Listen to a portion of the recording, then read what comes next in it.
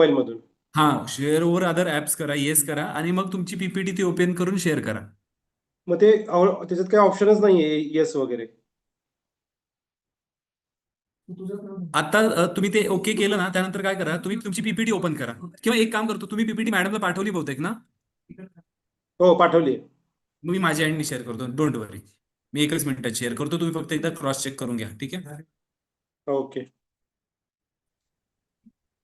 एकच minute. Sir का PPT इसमें डाउनलोड है ना मॅडम? मॅडम सरांची पीपीटी डाउनलोड आहे पेन ड्राईव्ह मध्ये. सोनी, काय नाव आहे सरांचं? पीपीटीचं नाव काय म्हणतात? पीपीटी याच्यात काय नाव? Webinar webinar speaker PPT. वो एक ही है सर ये हाँ वही वही ठीक है.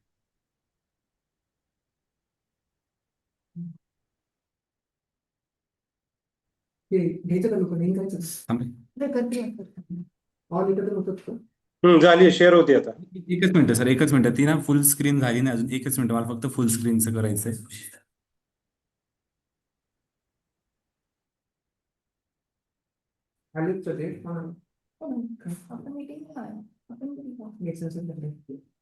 सर आता ओके दिसतीये?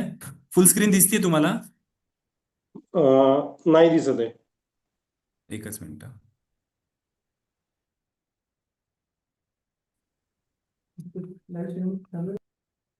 माझा मोबाईलचं हे दिसतंय का? स्क्रीन दिसतेय का? हॅलो.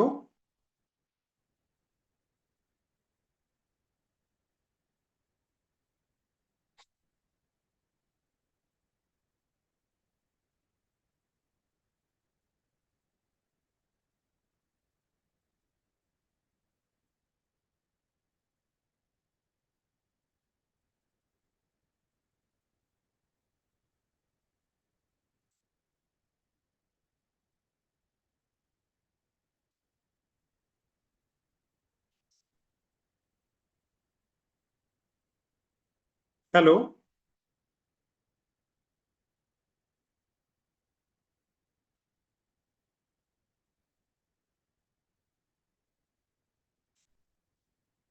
हॅलो, आवाज येतोय का माझा? हॅलो.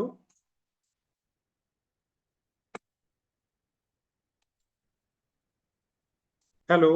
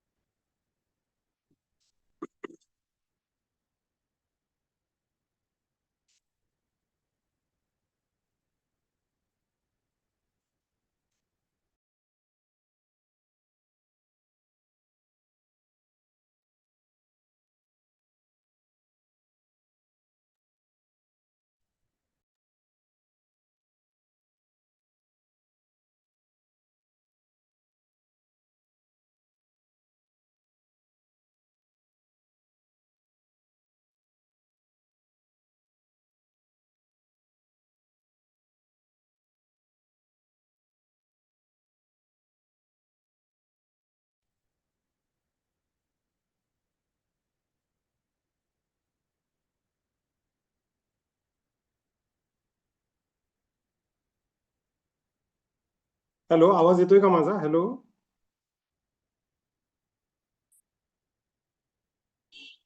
हॅलो.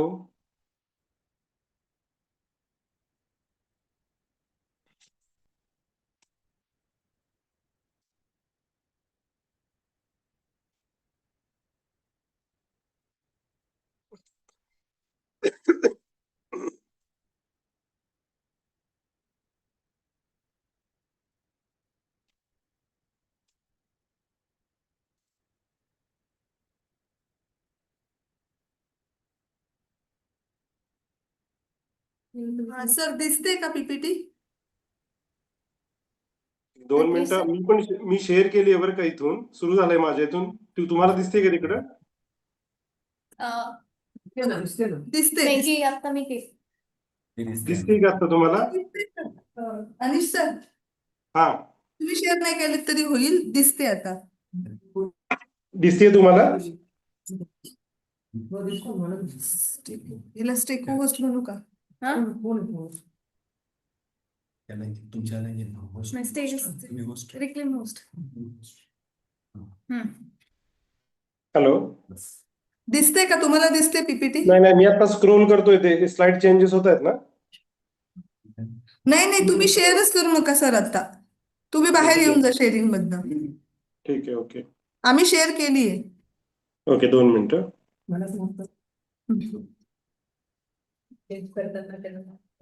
दिसतंय तुम्हाला? नाही दिसत आहे. एक मिनिट थांबा. मी शेअरिंग आता स्टॉप केलंय. हो, आता मी एकदा परत शेअर करतो सर, तुम्हाला आता दिसेल. ओके, फक्त ओके एवढं मला दिसतंय का? ठीक आहे. ओके. आता दिसतीये? नाही, ते अजून हे होतंय. हा हा, आता आली आहे दिसतंय. ना? हा, Yes, मी yes. एकदा रन करतो, सगळ्या स्लाइड आपण गो थ्रू करूया एका फटाफट. ओके, दिसतीये की पॉइंट्स ऑफ प्रेझेंटेशन? हा, की points of presentation. Next okay. दिसतंय? हा, नेक्स्ट ऑलवेज नेम. हा, नेक्स्ट. हो, स्क्रोल होत आहेत आता स्लाइड. होत आहे? ओके. आयकॉन पण हे आता पुढे स्क्रोल करताना म्हणजे तुम्हाला सांगावं लागेल, इथून नाही करता येणार का मला? हो हो हो, तसंच करूया, कारण ते तुमच्या एंडनी काहीतरी थोडंसं टेक्निकल आलं तर इश्यू होईल. तुम्ही सांगितलं की आम्ही इकडनं चेंज करणार स्लाइड. ओके ओके, ठीक आहे. आता परत गेली स्लाइड, आता आली होती, परत बंद झाली दिसण्याची. हो हो, बंद केलं. बंद केली. पण बेटर वे एकदा बघूया का माझ्याकडून होतीये का, ते मला जरा सोपं ठीक आहे, पडेल. चालेल, तसं करूया. काही प्रॉब्लेम एकदा नाही बघूया, सर. बघतो आहे, फक्त अजून 10 1-2 मिनिटं मिनिटं. आहे. एमयूएचएस चे ऑब्झर्वर येत आहेत, तोपर्यंत 10 मिनिटं आहेत. हा, 1-2 मिनिटं बघू फक्त मी आपण. कोहोस्ट केलंय सर, त्याच्यामुळे तुम्ही करू शकता. हा, हो, एकदा बघूया.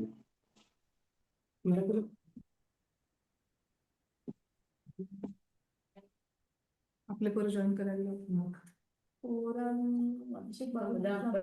दिसते का तुम्हाला स्क्रीन? 10 मिनिटं थांबू. हा सर, काय म्हणताय? स्क्रीन दिसते का माझ्या मोबाईलची? हो, दिसतंय. तुमचं मोबाईलचं शेअरिंग दिसतंय. हा, बस मग ओके, हे सोपं पडेल. 1-2 मिनिटं मी हे फक्त ओपन करतो. ओके. हा, दिसतंय. हा, हे पण बेटर मग पडेल, कारण तुझा चेहरा नाही दिसणार का बोलताना? तो आता मला माहिती नाही, तो आता. नाही दिसणार, कारण तू मोबाईल वरच जॉईन केलंय ना Zoom. हो. मग जिथे वाटतं तिथे तू शेअरिंग तुला बंद करावं लागेल. तुझ्या स्लाइड संपल्या की तुला शेअरिंग बंद करावं लागेल, म्हणजे तू दिसशील बाकीच्यांना बोलताना. ओके. आता हे दिसतंय तर तुम्हाला मगाचाच याचं? ऑप्शन ठेवायचा. मगाचाच ऑप्शन ठेवायचा, म्हणजे नाही, तू बेटर आहे हे बेटर आहे. मला वाटतं कसं बेटर आहे इथे का? बरं, कन्व्हिनियंट ठीक पडेल. आहे. पण मग तुझं हे झालं की तू शेअरिंग बंद कर, म्हणजे तू लोकांना दिसशील हा, मग मी माझी एकदा बोलताना. प्रेझेंटेशन संपलं ना, हम्म. हा, की माझं मग मी शेअरिंग बंद करेन. हा, म्हणजे तू दिसशील, कारण तू लोकांना दिसलास नाही तर असं पण नको व्हायला ना. क्वेश्चन आन्सरला दिसशील म्हणजे असं. हा, मग मी त्यावेळेस मग स्क्रीन शेअर बंद करेन, मग आपण हा. दिसेल. ओके, ठीक आहे. Okay, done. मग बाकीच्यांना इन करते मी हळूहळू. हो हो. हा, ठीक आहे.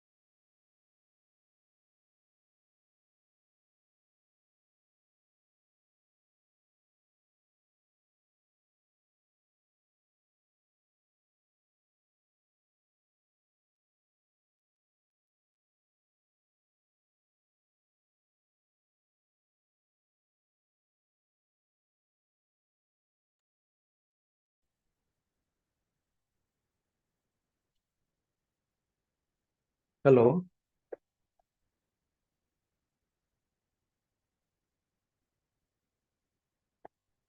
कुठे गेले तुझे साहेब?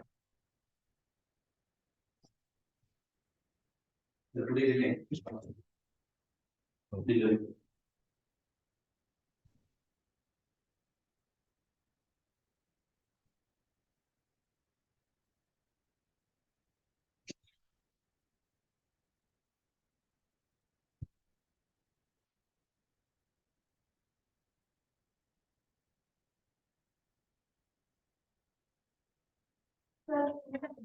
माझं मी दिसतंय सर मी मेनू दिसतोय? आता फक्त तुम्ही जेव्हा बोलाल तेव्हा मग आपण नीट हो. हो.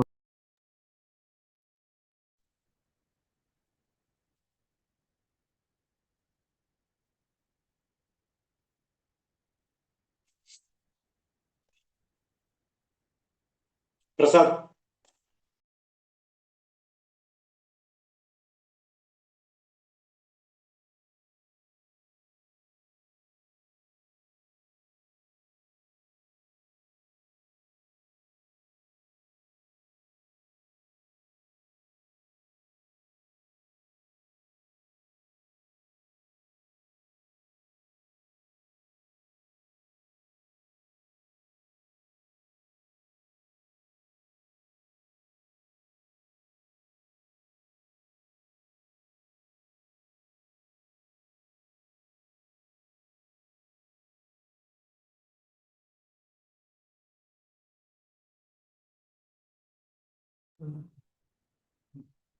Good afternoon, one and all. We're waiting for the MUHS observer to be present here. We will start the webinar shortly. Please be patient.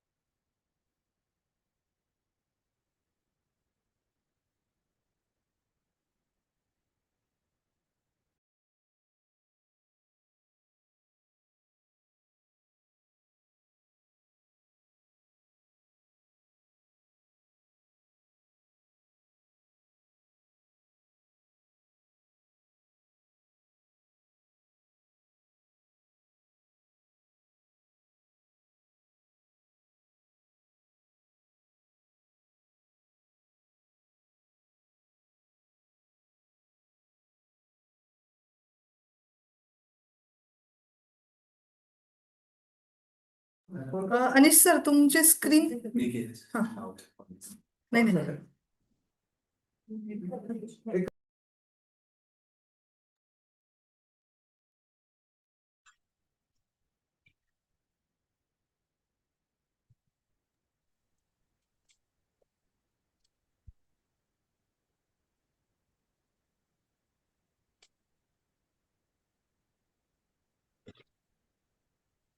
Hello.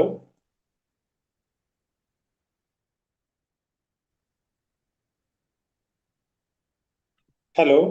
Screen सरांची जी screen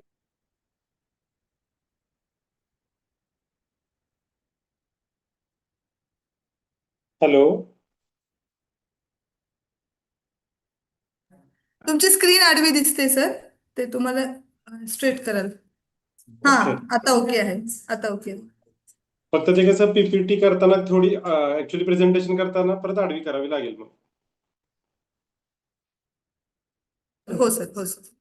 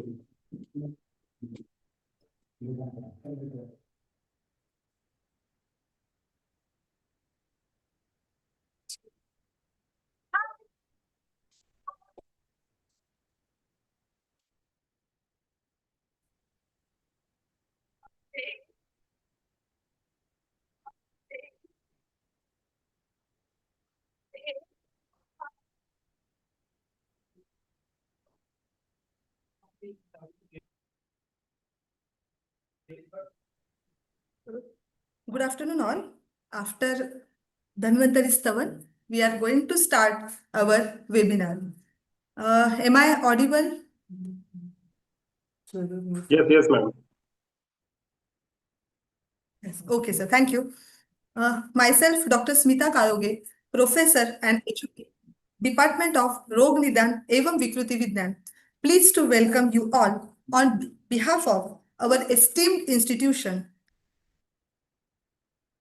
SBSS, Indian Institute of Medical Sciences, Ayurvedic College, Manuri, Nasik.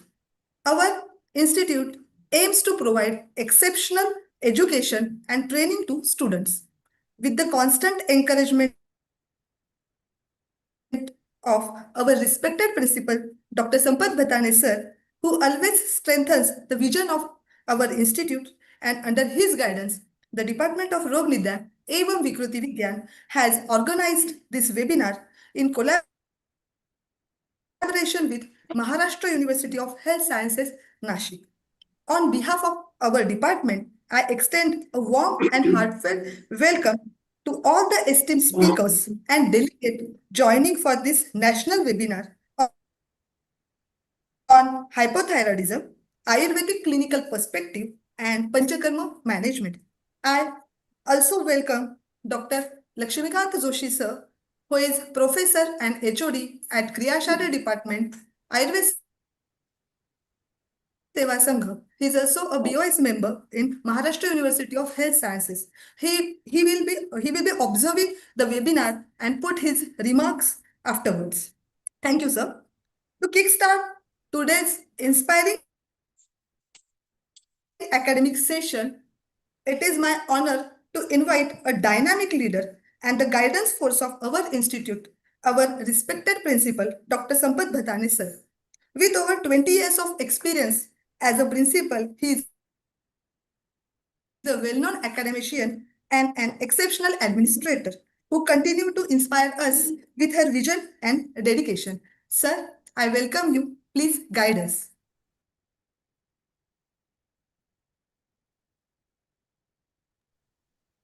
Thank you very much, ma'am. Am I audible? Yes, sir. Yes. Yeah, okay. Indeed, it's a pleasure and privilege too. I'll take this opportunity to congratulate first of all my department, Rognidan department, all the organizing team.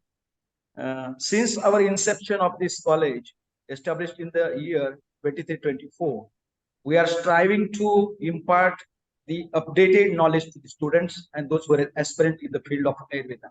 The topic chosen by the department is very unique one, because in Ayurveda there is no such particular or the specific guidelines regarding the hyperthyroidism or the hypothyroidism. There are some references we can collect or gather from the Charak Sutrasthan, Maharogadhyaya, but that is not sufficient to be understand in the prescriptive manner of the Ayurveda and to do the clinical practice and to give the relief to the ailment. So, my dear all the delegates, I welcome on behalf of my institution all the delegates and participants for today's seminar. The next few hours, the speakers will use their insights, the enlightens on the topic and the points to be considered, and in a future to develop the Ayurvedic perspective manner while treating the hypothyroidism. The another thing is that in this aspect, it's my view that should be considered because such webinars will boost our knowledge. So what importance is that while treating the hypothyroidism or the hypothyroidism, we have to consider some marma points and is there correlation of the marma and their functions of the marmas while treating the cases as per the Ayurveda. And however,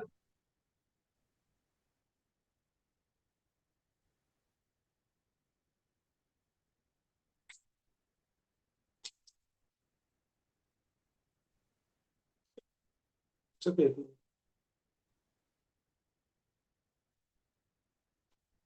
the topic is Just 2 minutes. treating the case of this webinar, and I announce this. Thank you very much.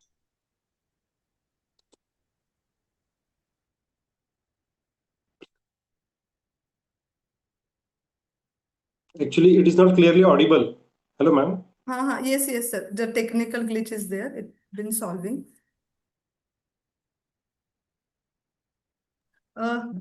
Thank you very much, sir, for your guidance.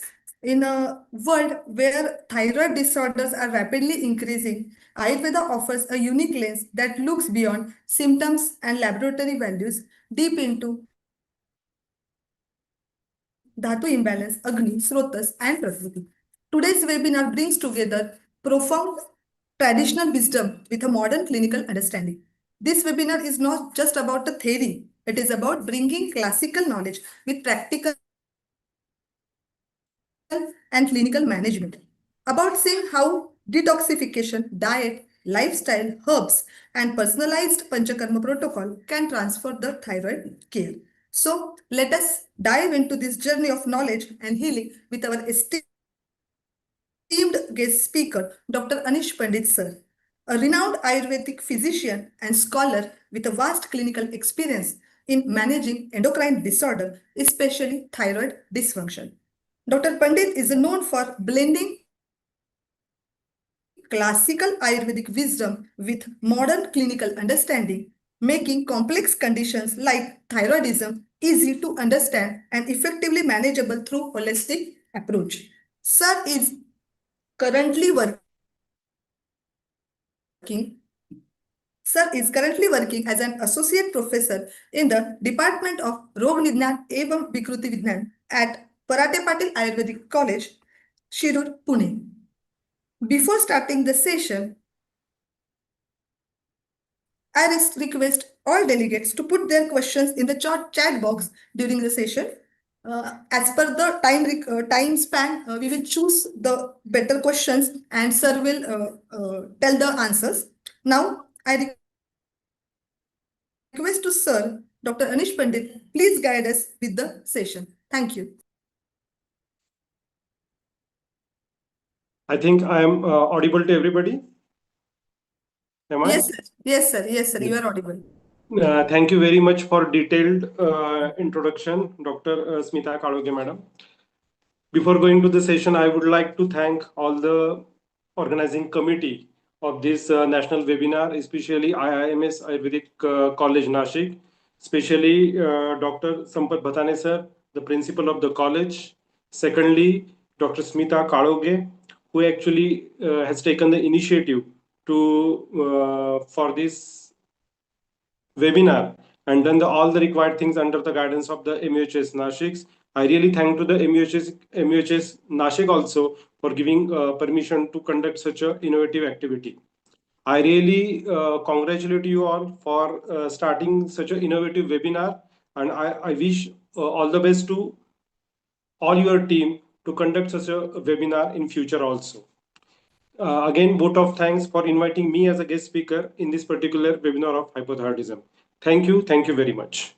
So I will share my screen and we will start the session.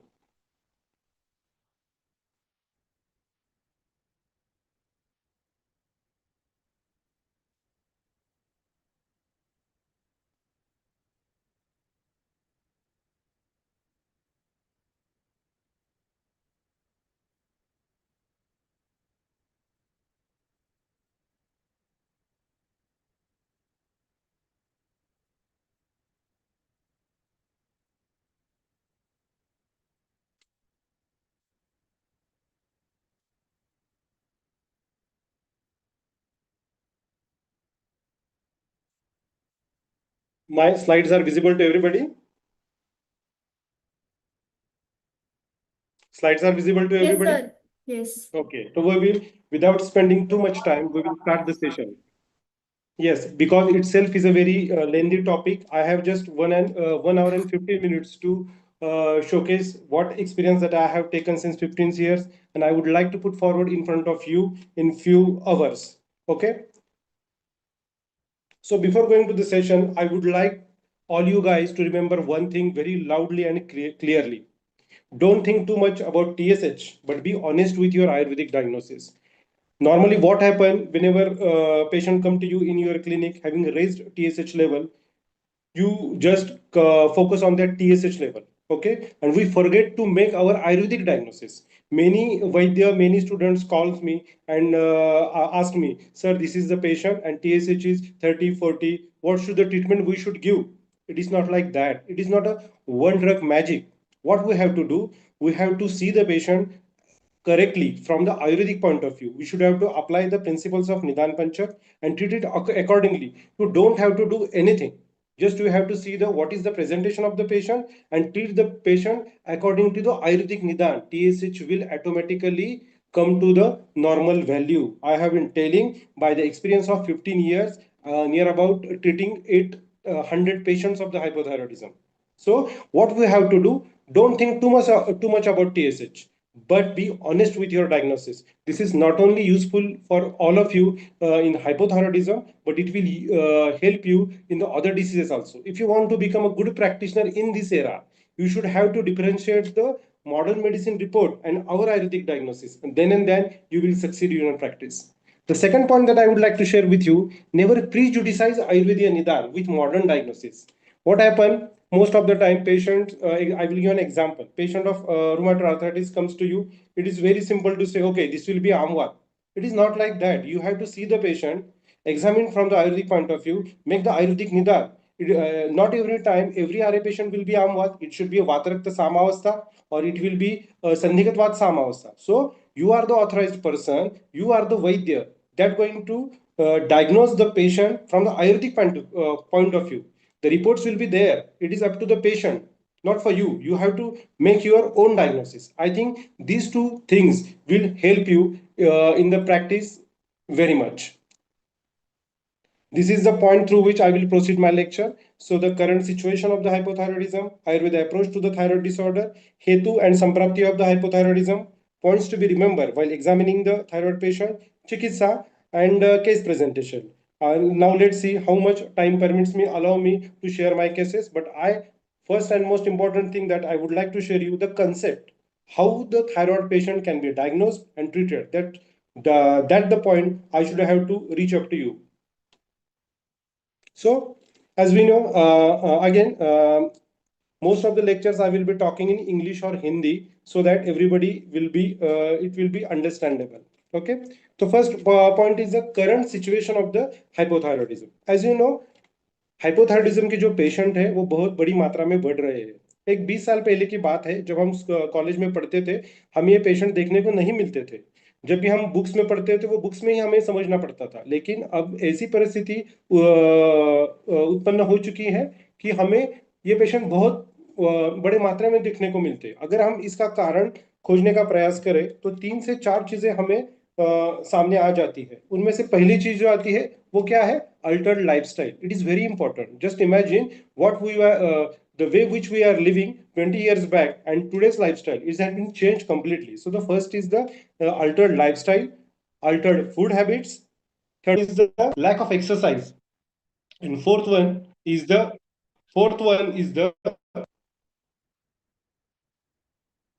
stress and tension that we people are consuming. And these are the 4 important factors by the which thyroid patients are keep on increasing. One more factor, that the salt that we have been using, it is not the sea salt. It is produced in the laboratory. This is most important point, and actually research has been made on this particular topic. So first, what we can do for the thyroid patient, ask him to use the black salt or rock salt, that is Saindhava or काला नमक जिसे बोलते हैं, तो वो हमें start करना चाहिए. So what is the condition? Patients are increasing tremendously. Okay, so what is the conventional therapy which is available right now for the allopathy for the hypothyroidism and hyperthyroidism? Yes, there is a thyroxine therapy for hypothyroidism and neomercazole therapy for the hyperthyroidism. All you people know very well. But question arises, does it comprehensive one? Does it completely treat the patient? Unfortunately, answer comes no. You will say, how can you say like that? If you see the presentation in which the patient come to you in especially Ayurvedic clinic, what will he say? Sir, I have a hypothyroidism. I am taking the thyroxine therapy. Okay, I am taking thyroxine therapy, but my TSH levels are normal. My TSH levels are normal due to the thyroxine therapy, but symptoms are not reduced. And this is the major group of the patient that we should have to target. ऐसे patient बहुत देखने को मिलते हैं. वो बोलते हैं कि मुझे हाइपोथायराइडिज्म है, मैं गोलियां ले रहा हूं, मेरी लेवल भी नॉर्मल है, लेकिन मेरे सिम्टम्स कम नहीं हुए हैं. वो सिम्टम्स कौन से रहते हैं? सुबह उठने के बाद चेहरे पे सूजन आना, मॉर्निंग पफिनेस जिसे बोलते हैं, वेट बहुत बढ़ रहा है, स्किन ड्राई हो चुकी है, मेंस्ट्रुअल डिस्टर्बेंसेस से भूख नहीं लगती, पेट नहीं साफ होता, ये सब चीजें वैसे की वैसे ही है. So this is the lacuna of the modern treatment. अब फिर आप बोलेंगे ये कैसे होता है, फिर डिसीज भी उन्होंने ही बताया है और ट्रीटमेंट भी वही दे रहे हैं, तो फिर इसका पूरी तरीके से इलाज क्यों नहीं हो रहा? इसके लिए आपको ये समझना पड़ेगा. जब हम कॉलेज में पढ़ते थे, जब 20 साल हो गए शायद, उससे 20-25 साल, जब हम कॉलेज में पढ़ते थे, जो हमारे सर थे उस वक्त के, they are most of the they are a clinician. They used to diagnose the patient on the clinical basis, and then they ask for the investigation to confirm the diagnosis. So what is a code? Investigation are made to confirm the diagnosis, not to make the diagnosis. But this is not possible in case of the endocrinology. If you see, these are the diseases which are solely diagnosed on the basis of the biochemical investigation, that is thyroid function test. I will give an example. If the patient is there who is having all the symptoms of the hypothyroidism, okay, but his TSH is normal, then it cannot be labeled as a hypothyroidism and he will not start the thyroxine therapy. But we Ayurvedic physician can. How? We have to diagnose on the clinical basis. So we can start the treatment. On contrast, there is another example. If the patient is there who doesn't have any symptom, but his TSH is increased, then automatically he will start the thyroxine therapy. So what is it? This disease is solely diagnosed on the basis of the biochemical investigation. So such a disorder which is diagnosed on the basis of the biochemical investigation, so what will be aim of the treatment? It should be to normalize the biochemical investigation, that is TSH or TFT. सो दे अगर आपने कभी MD medicine की OPD देखी होगी, तो वो patient को देखते भी नहीं है, क्योंकि क्या टीएसएच कितना है, बढ़ा हुआ है, थायरोक्सिन का डोज बढ़ाओ. अगर टीएसएच कम हुआ है, थायरोक्सिन का डोज कम हो, वो कभी भी पेशेंट से पूछते नहीं है कि आपको क्या तकलीफ हो रही है या आप कोई सिम्टम है, क्योंकि उनका जो डिसीज की तरफ देखने का जो नजरिया है वो क्लियर है. तो ये जो लैकुना रह जाता है, TS is normal but symptoms are not relieved, and this is the target group for our Ayurvedic physician. People are waiting for you. What we have to do, you have to make the diagnosis according to Ayurvedic Nidan and treat them accordingly. And what will be those diagnoses, that I am going to tell you today. What the diagnosis can be made of the hypothyroidism. Okay, so Ayurveda will be a need of time in upcoming year for the hypothyroidism, because the therapy which is available in the modern medicine, it is not comprehensive one. So we should have to prepare for that. Again, as Dr. Bhatane sir said, the thyroid disorder, actually it is not mentioned actually in our classical text. So in that way, it is, you have to think it like Anukta Vyadhi. Okay, so there will be point of differentiation how the Anukta Vyadhi can be treated or can be thought. Okay, so what personally I think, we have to learn first of all where it is actually told, the science in which actually told, that we have to understand first of all, and then we apply our principle of Nidan Panchak and Vyadhi given in Ayurveda and treat them accordingly. So we will start with the thyroid gland and its disorders. So we will start the basic anatomy of the thyroid, physiology of thyroid gland, where, as we know, the thyroid gland is an endocrine gland. It is situated in the middle of the neck. It secretes two hormones, mainly T3 and T4, out of which T3 is metabolically active. Out of the total T3 which is produced, 99.9% of the T3 gets bind to the thyroid binding globulin. So only 0.1% of the T3 is available for the action on the body. What is the function of the TSH? Thyroid gland is the metabolism, temperature regulation, growth, and development. Now, as you know, in the endocrine system, there are axes. So here, hypothalamo-pituitary axis, HPT axis is important. So see how it performs. First of all, positive feedback mechanism. As we know, hypothalamus secretes thyrotropin releasing hormone, which in turn stimulates pituitary gland to produce TSH. Okay, and then this TSH in turn stimulate the thyroid gland to produce T4 and T3. This is positive feedback mechanism. But wherever pathological condition is there, for example, hypothyroidism, what will happen? T3 level is reduced. In order to increase the level of the T4, negative feedback mechanism is sent to the pituitary gland, and so that TSH level is increased. So what is the presentation of TFT in hypothyroidism? TSH level is increased and T4 is reduced. While in the case of the hyperthyroidism, T3 and T4 levels are increased, so that a negative feedback mechanism sent to the pituitary gland in order to reduce the levels of the T3 and T4, and so that the TSH level becomes negligible. So that in the thyroid function test report, in the hypothyroidism, TSH is negligible and T3 and T4 are raised. Now, briefly, we will see the what are the thyroid disorders. There are mainly categorized into two types: hypo and hyperthyroidism. So first of all, today we will see about hypothyroidism only. So, what is hypothyroidism? The reduced secretion of the thyroid hormone. Is it comprehensive one? No. Along with increased level in the TSH, in the thyroid function test. As I said, it is solely diagnosed on the basis of the biochemical investigation. So the increase in the TSH is the most important thing. Now, clinical features: weight gain, edema on face, feet, and eyes. These are the diagnosis. Eyes, tiredness is there, reduced sweating is there, headache, heaviness in the head, hoarseness of voice, menstrual disturbances, vague abdominal pain, dry skin, constipation, somnolence, मतलब ज़्यादा नींद आना, anorexia, alopecia, cold intolerance, depression, psychosis, bradycardia. So these are the group of symptoms. Every symptom cannot be seen in every patient. Some of the symptoms are seen in a particular patient. Now, types of the hypothyroidism. There are mainly three types of the hypothyroidism. First one is the primary hypothyroidism, most common type seen in the patient, and pathology is in the thyroid gland itself, and this is our target group. Okay, so the patient that we used to see in our Ayurveda OPD, most of the patient belong to the primary hypothyroidism, where pathology is inside the thyroid gland. So what is the TFT presentation, thyroid function test presentation? TSH is raised and T4 is reduced. Second one, subclinical hypothyroidism.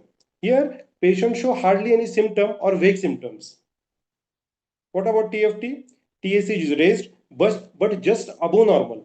And in the case of the T4, it is normal range, but up to the lower part. So this is subclinical hypothyroidism. Third one, secondary hypothyroidism. Here, pathology is at the higher center, either in the pituitary gland or in the hypothalamus. This is not the point of discussion for us for today, because it is a very different group of disorder where surgical interventions can be needed. And the commonest example is the pituitary adenoma. Here, in the TFT, TSH is reduced, T3 is not indicated, and T4 is reduced.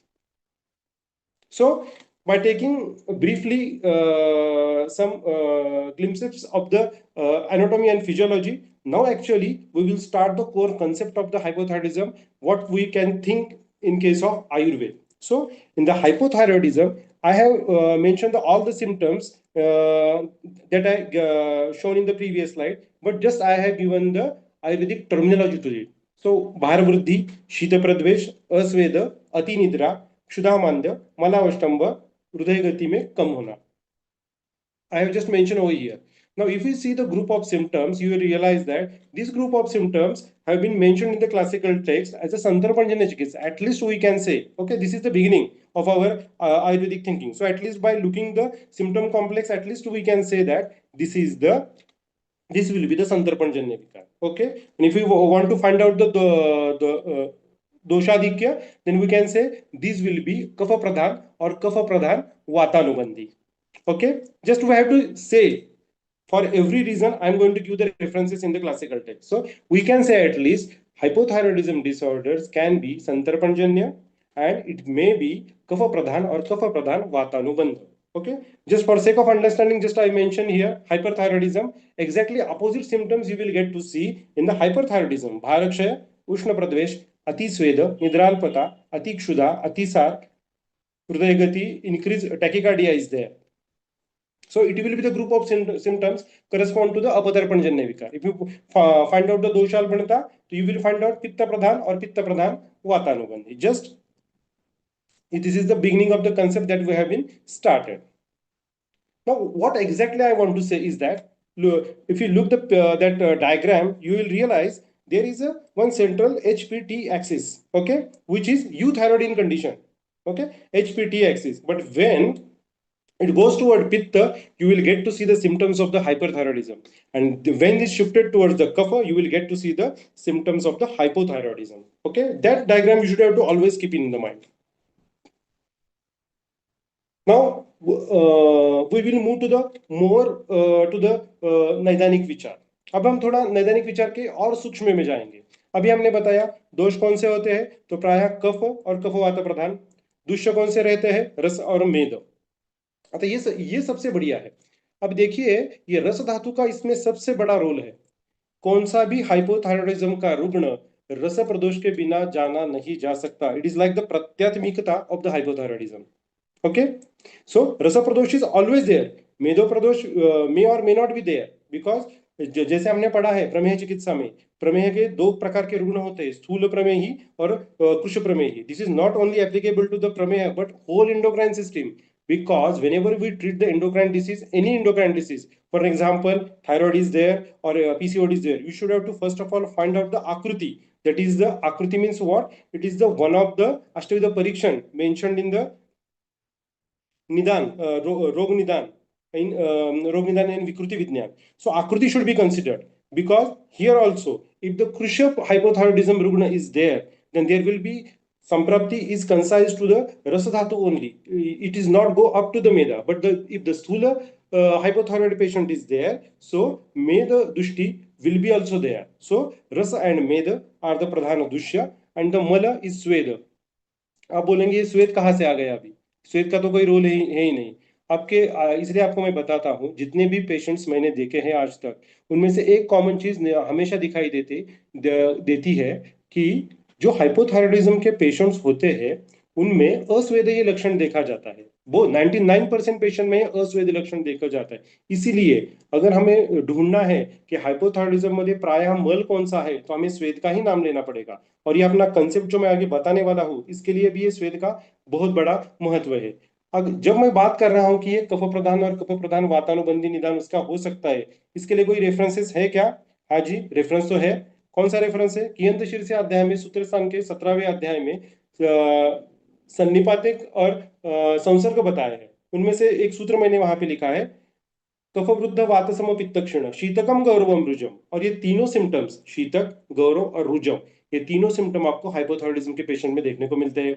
और आगे जाइए, कफ और वात वृद्ध पित्तक्षण, ऐसी जो अवस्था है, इनमें अगर लक्षण आप देखोगे, स्तंभ, शैत्य, तोद, जनयति अनवस्थितम, गौरवम मृदुताम अग्ने, अश्रद्धा प्रवेपनम, नखादीनाम शुक्लत्वम, गात्रम पारुष्यमेव च. यही सिम्टम तो सारे हाइपोथायरॉयडिज्म में दिखते हैं. तो by this references at least we can say that no, hypothyroidism will be कफ प्रधान और कफ प्रधान वातानुबंधी. Yet another reference. अब ये कफ के नानात्मज विकार जो ग्रंथ में दिए हैं चरक सूत्र स्थान के 20वें अध्याय में, अगर आप उनके सिम्टम देखोगे तो वो मोस्ट ऑफ द सिम्टम आपको हाइपोथायरॉयडिज्म में मिलेंगे. जो मैंने बोल्ड लेटर में लिखे हैं वो सब हाइपोथायरॉयडिज्म की तो ही सिम्टम है. तृप्तिश्च, तंद्राच, निद्राधिक्यम, गुरुगात्रता, आलस्यम, बलासकश्च, अपक्तिश्च, कंठोपलेफच्च, गलगंड इज आल्सो देयर, अतिस्थौल्यम, शीताग्निता, श्वेतावभासता. तो ये दो रेफरेंस जो बताए, इसके थ्रू तो हम ये कंफर्म कह सकते हैं ये कफ या कफ वातात्मक उसकी कंडीशन रहेगी. इतना तो समझ में शायद आ गया होगा. नेक्स्ट, अभी जो पेशेंट अपने पास आते हैं उनका निदान क्या क्या करना है. अभी 15 साल में मैंने जो पेशेंट्स देखे हैं उनमें अभी तक मैंने करीब 14 या 15 उसके निदान मैंने कर लिए हैं. जो मैंने निदान करके पेशेंट ट्रीट किए हैं अभी मैं आपके सामने रख रहा हूँ. इसमें भविष्य में भी इजाफा हो सकता है. So the diagnosis that I have made up till now of the hypothyroidism I am sharing with you. First and most common diagnosis is the Kafach Pandu.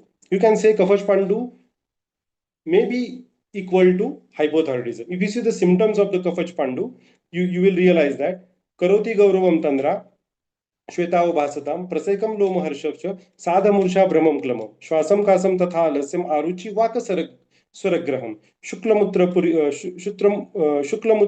अक्षिवर्चस्त्वम, कटुरुक्षोष्ण कामताम, क्षौथुम माधुर्यस्यत्वम इति पांडवा मयात कफात. अभी वातज पांडु के जो 3 लक्षण दिए हैं मैंने नीचे, रुक्षांगताम, अंगमर्द, रुजु और शोक, ये भी हाइपोथायरॉयडिज्म में देखने को मिलते हैं. So either it will be कफज पांडु और कफ वातज पांडु, that you have to decide according to the symptoms.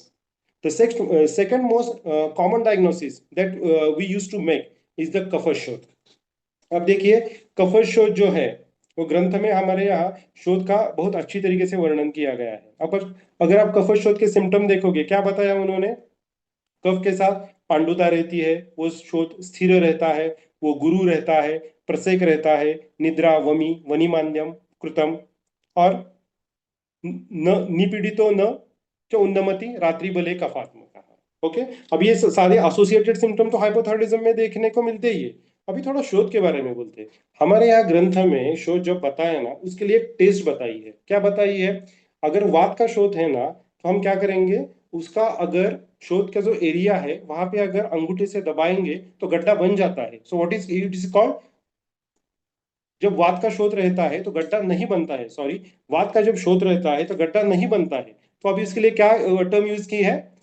प्रउन्नमति प्रपीडता. What is it? प्रपीडने प्रउन्नमन. जब हम प्रपीडन करते हैं तो वहां पे गड्ढा नहीं बनता, प्रउन्नमन, प्रकर्षेण उन्नमन हो जाता है. ओके, ये वात का शोथ है. और कफ का शोथ कैसा बताया है? न उन्नमति प्रपीडता, मतलब जब हम अपना अंगूठा उस पर दबाएंगे तो गड्ढा बन जाता है. सो व्हाट इज इट? न उन्नमति पीड़ता. अब अगर आप देखोगे, जो हाइपोथायरॉयडिज्म में शोथ कॉमनली देखने को मिलता है वो क्या रहता है? Morning puffiness. अभी सुबह को वो शोथ ज्यादा दिखने को मिलता है. हमारे यहाँ सूत्र है, सुबह का जो शुरुआत है वो कफ का काल है.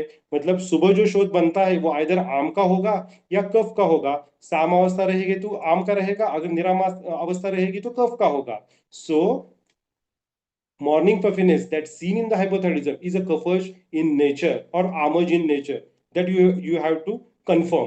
Okay, so the शोथ that is seen in the hypothyroidism patient either कफ प्रधान और कफ प्रधान वातानुबंधी. अभी देखिए, वो जो शोथ सुबह तो आता है लेकिन जो सूजन चेहरे पे आती है उस पे गड्ढा नहीं पड़ता. ऐसा किसी ने देखा है क्या कि मेरे चिक्स पे शोथ आ गया है और मैंने दबाया और वहां पे गड्ढा पड़ गया? ऐसा नहीं होता. सो एक लक्षण वात का दिखता है और एक बाकी लक्षण कफ का दिखता है. सो इट विल बी कफ वातज इन नेचर. नेक्स्ट जो डायग्नोसिस है वो आमाशयगतवात. आप बोलेंगे ये कैसा डायग्नोसिस है? आमाशयगतवात का और हाइपोथायरॉयडिज्म का क्या संबंध है? देखिए, रस प्रदोष, ये प्रत्यात्मिकता है. रस प्रदोष के जो जो विकार हमें देखने को मिलते हैं, जो प्रेजेंटेशन हमें देखने को मिलते हैं, वो हमें ट्रीट करने हैं. मेरे पास ऐसे पुणे में एक पेशेंट आया था, उसका डायग्नोसिस, वो टीएसएच का रिपोर्ट, टीएसएच बढ़ा हुआ था. I have seen the patient thoroughly and diagnosed it as आमाशयगतवात. Classical symptoms of the आमाशयगतवात: रुद्नाभि पार्श्वोदर रुकुदृष्णोद्गार विसूचिका, कासकंठस्य शोषस्य श्वासस्य आमाशय स्थिति. ये सब लक्षण उसमें थे. So what I have did, I have treated the आमाशयगतवात in the span of 2 months. When the TSH was done, TSH was absolutely normal. So what I have done, I have done the आमाशयगतवात and treat the TSH. That's what I want to share with you all. Don't think too much about TSH, but be honest with your diagnosis. Likewise, कोष्ठगतवात, again common diagnosis.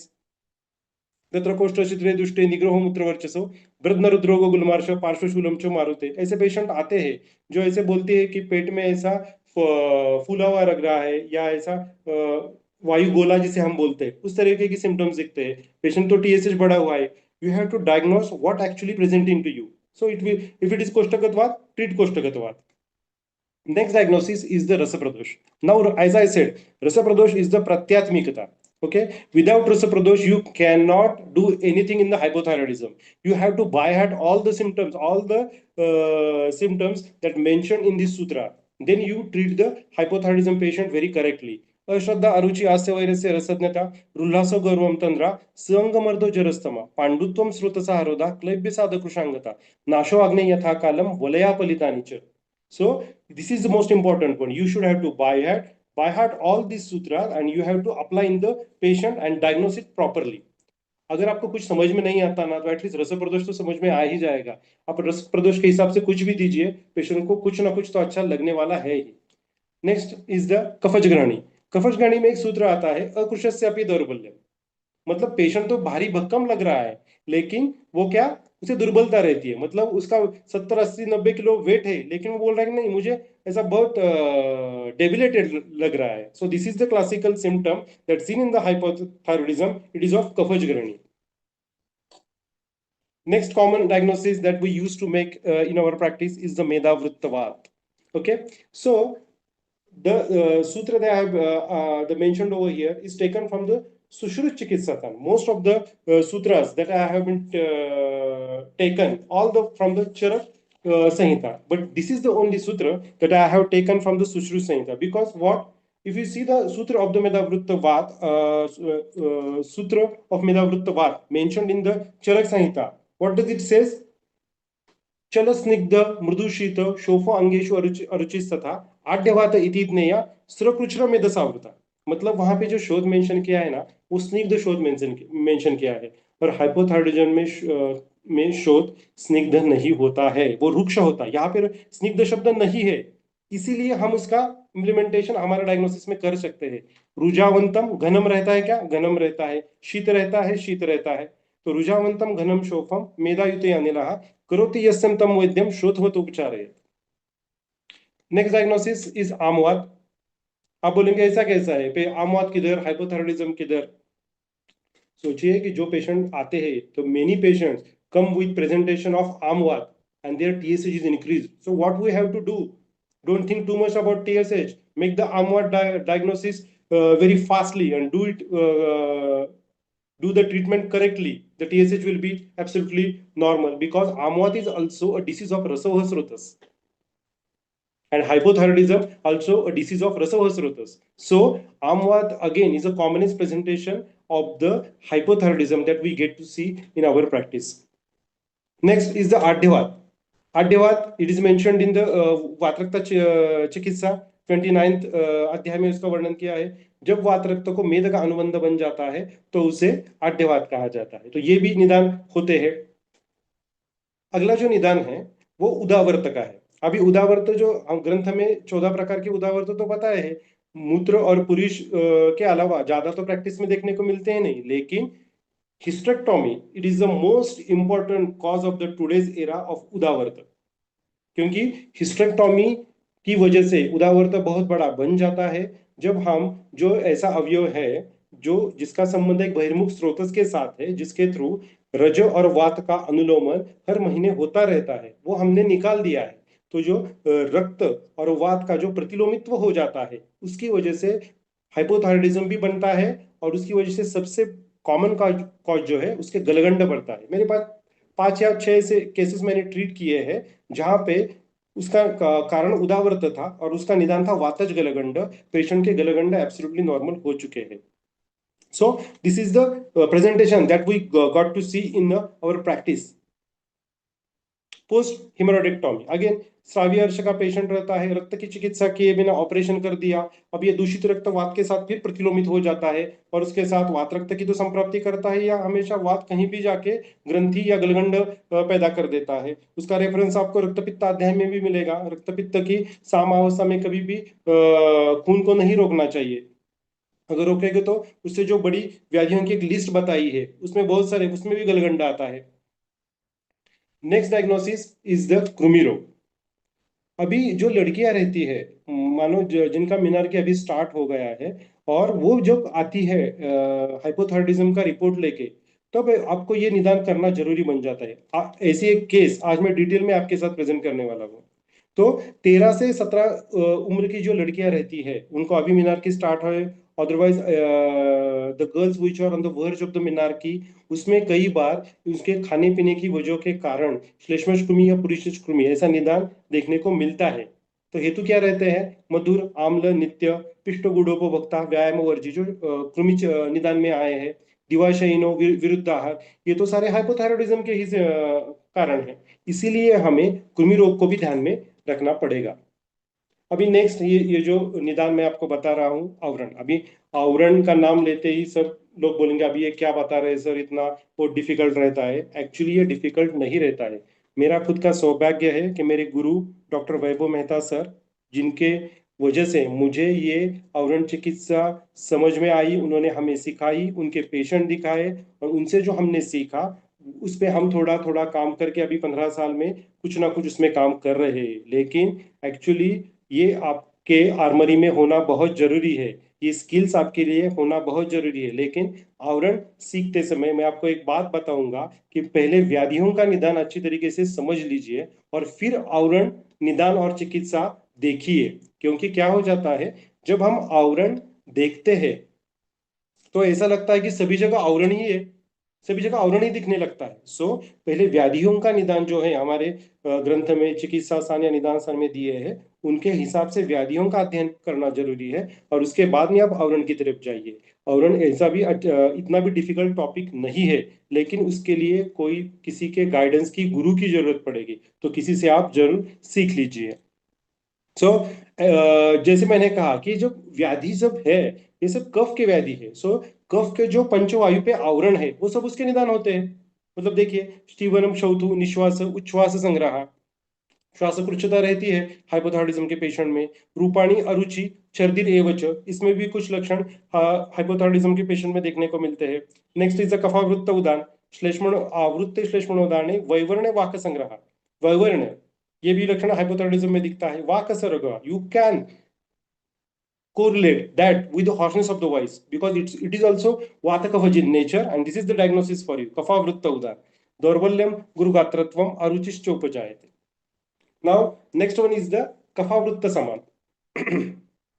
Now if somebody asks me, sir, tell me what is the hypothyroidism in 2 words in Ayurveda, what will I say? I will just say Kapha Saman. If you understand Kapha Saman, you will understand the concept of Ayurveda in hypothyroidism. It is so important. So, first of all, we will see the symptoms. अस्वेदो वनिमांदम च लोमहर्षस तथैव च कफावृत्ते समाने सद गात्राणाम च अतिशीतता। तो पहले तो प्रश्न ये आना चाहिए, कफ ने समान पे आवरण डाला है तो ये स्वेद प्रवर्तन कम क्यों हो गया? तो इसके लिए मैंने एक रेफरेंस दिया है। समान वायु की जो स्थान बताए ना, चरक चिकित्सा स्थान वात व्याधि अध्याय में, तो वहां पे एक सूत्र आया है, स्वेद देशाम्बु वाहिनी स्रोतांसी समादिष्टिता। मतलब क्या? स्वेद समान वायु के जो स्थान है उसमें कौन कौन आता है? स्वेद स्रोतस भी आता है और अम्बुह स्रोतस भी आता है। तो अगर कफ ने समान पे आवरण डाला है तो स्वेद स्वेद स्रोतस भी दुष्ट हो जाएगा, इसलिए अस्वेद आ गया। वनी माध्यम तो होगा ही। लोमहर्ष, देखिए अभी कफ की जितने भी निदान आप ढूंढोगे वहां पे आपको लोमहर्ष लक्षण दिखाई देगा। कफ जोर में भी लोमहर्ष निदान आता है। सदैव च कफावृत्ते समाने स्यात् गात्राणाम च अतिशीतता, ये तो रहता ही है। कोल्ड इंटॉलरेंस जो बताया हमने, गात्राणाम च अतिशीतता।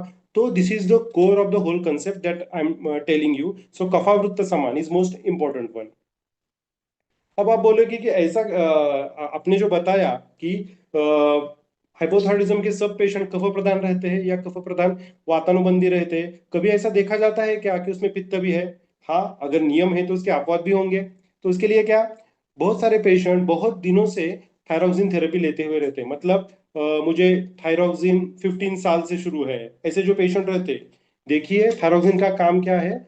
शरीर में मेटाबॉलिज्म बढ़ाना, शरीर का ऊष्मा बढ़ाना, वो मेटाबॉलिज्म और टेम्परेचर बढ़ाने का काम करता है। अब शरीर में वो कम हो गया है, इसलिए हम एक्सोजीनियस थायरोक्सिन दे रहे हैं। वो भी ऊष्मांक को बढ़ाने वाला ही है, लेकिन दीर्घकाल या अति मात्रा में अति ज्यादा दिनों तक अगर वो लेते हैं तो जो कफ वातात्मक संप्राप्ति रहती है उसमें पित्त का अनुबंध जुड़ जाता है, इसलिए संप्राप्ति सन्निपाती हो जाती है। इसीलिए इसीलिए हमें केवल कफ वात को ट्रीट नहीं करना पड़ता, तो हमें सन्निपात को ट्रीट करना पड़ता है। इसीलिए फिर वो कुछ साध्य और असाध्य की ओर जाता है। हम वैसे ही बोलते हैं जीर्ण व्याधि साध्य होता ही नहीं है। बहुत सारे जो पेशेंट रहते हैं जो हाइपोथायरॉइडिज्म के हैं, most of the patients they are suffering with the infertility also. So कई बार उनमें क्या होता है कि वो इंजेक्शन एचसीजी लेते हैं, क्लोमिफेन साइट्रेट लेते हैं, ये भी धातुपाक बढ़ाने वाले रहते हैं, पित्त का अनुबंध बढ़ जाता है।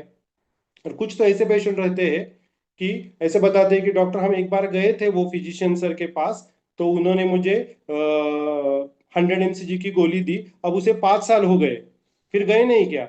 नहीं, हम गए नहीं। फिर में बाद में हम गए नहीं डॉक्टर के पास। क्यों नहीं गए? नहीं गए, वो हमें तकलीफ कोई नहीं हो रही, वही चालू है। तो मोस्ट ऑफ द टाइम क्या होता है कि पेशेंट जो थायरोक्सिन का डोज लेते हैं तो कई बार वो ओवरडोज बन जाता है।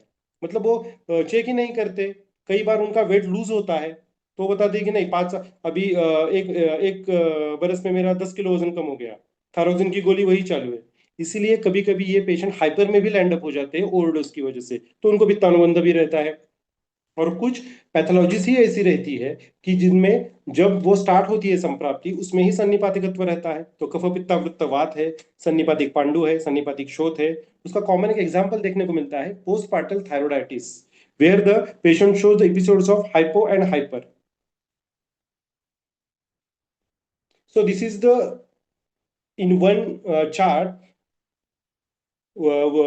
we can describe the whole Ayurveda approach to the thyroid disorders, hyper and hypo. Now अभी देखेंगे, अब हमने तो कंसेप्ट तो समझ में आ गया। अभी क्या करेंगे, पेशेंट आपके पास आने वाला है, क्या क्या देखना पड़ेगा। तो make sure that the patient is in hypo और हाइपर स्टेट। जैसे मैंने आपको बताया, कभी कभी पेशेंट अपने आप ही मेडिसिन लेते रहते हैं। वो क्या बताता है कि डॉक्टर मुझे हाइपोथायरॉयडिज्म है, लेकिन अगर उसका डोज ओवर हो रहा है तो वो हाइपर में होगा। तो आप खुद वैद्य हो, आप खुद फिजिशियन हो, तो आपको ये जानना है कि क्लिनिकली वो हाइपर में या हाइपो में है। इसके लिए कौन सी चीजें देखनी पड़ेंगी, कौन से पैरामीटर यूज करने पड़ेंगे, वो हम देखेंगे। पहले तो देखिए, उसकी हर एक हाइपोथायरॉयडिज्म का आपको नाड़ी परीक्षण करना है। मतलब मैं पल्स के बारे में बात कर रहा हूँ। आपको टैकीकार्डिया या ब्रैडीकार्डिया है वो देखना पड़ेगा। आपको मालूम है हाइपो के पेशेंट में ब्रैडीकार्डिया रहता है, हाइपर में टैकी रहता है। अगर आपने किसी को ट्रीटमेंट दी है, ओके, और अगर एक महीने बाद उसका टैकी ब्रैडीकार्डिया कम हो गया है हाइपोथायरॉयडिज्म का, that means you are doing very well. स्वेद प्रवर्तन, अल्पता हाइपो में रहती है, आधिक्य हाइपरथायरॉयडिज्म में रहता है। क्षुधाति हाइपर में रहती है, क्षुधामंद हाइपो में रहता है। बाहर वृद्धि हाइपो में रहती है, बाहर क्षय हाइपर में रहता है। निद्रा आधिक्य हाइपो में रहता है और निद्रा अल्पता हाइपर में रहता है। तो ये तो है, लेकिन these examinations will also help in the assessment of the treatment given to patient. देखिए, अभी पेशेंट आपके पास आ गया, आपने एक बार, आपने क्या किया, आपने एक बार क्या किया, एक बार उसे थायराइड फंक्शन टेस्ट करने की सलाह दी गई। अब तो 3 महीने तक तो करेगा नहीं। आप क्या एक साथ 3 महीने का मेडिसिन तो नहीं दोगे, 10 दिन का, 15 दिन का या 1 महीने का दोगे। तो कुछ तो पैरामीटर्स अपने पास रहने चाहिए कि जिसके थ्रू हमें ये पता चले कि अपनी ट्रीटमेंट अच्छी तरीके से चल रही है। वही ये 5 पैरामीटर्स है। देखिए, ब्रैडीकार्डिया कम हो गया, अच्छी ट्रीटमेंट चल रही है। अभी भूख लगने लगी है, बराबर चल रहा है। पहले से पसीना नहीं आता था, अभी आ रहा है। अभी थोड़ा सा वेट लूज हो गया है, अच्छी बात है। नींद ज्यादा आती थी, कम हो गई, मतलब we are on right track. This is the criteria of assessment of the treatment. अब क्या होता है कि बहुत सारे पेशेंट बहुत सारे लोग मुझे प्रश्न पूछते हैं कि ये टेपर कैसे करना है थायरोक्सिन का डोज। देखिए, सिंपल लॉजिक है। कोई भी पेशेंट आपके पास आता है, कौन सा भी डोज हो, फर्स्ट साइट में उसका कोई भी डोज कम नहीं करना चाहिए। ओके, ये क्यों नहीं करना चाहिए, ये क्यों नहीं करना चाहिए? क्योंकि जो हम एक्सोजीनियस थायरोक्सिन देते हैं वो अपना एचपीटी एक्सेस सप्रेस कर देता है। एक एग्जांपल देता हूं आपको। एक आदमी है, कुछ काम नहीं कर रहा, लेकिन घर के लोग बोल रहे तू काम मत कर, मैं तुझे हर महीने 10-15 हजार रुपए देता हूं। वो काम करेगा क्या? वो और आलसी बनेगा। एग्जैक्टली सेम, अगर अपनी बॉडी शरीर में थायरोक्सिन नहीं बना रही है, ओके, तो हम क्या दे रहे हैं? एक्सोजीनियस थायरोक्सिन दे रहे हैं। तो खुद का कोई अटेम्प्ट होगा ही नहीं, जो भी होगा वो भी कम हो जाएगा। अब आप क्या कर रहे हैं? आपने बोला ये मेरा मेडिसिन लीजिए और टोटल थायरोक्सिन बंद कर दीजिए, तो वो क्या हो जाएगा? थायरोक्सिन ऑलरेडी कम हो चुका है शरीर का, और आपने गोलियां भी बंद कर दी, अपना मेडिसिन भी अभी तक नहीं गया है। तो वो पेशेंट क्या बताता है, डॉक्टर साहब मैंने आपकी ट्रीटमेंट शुरू कर दी और मुझे पूरा स्वेलिंग आ गया। अब ये स्वेलिंग आपने ट्रीटमेंट की वजह से आया है क्या?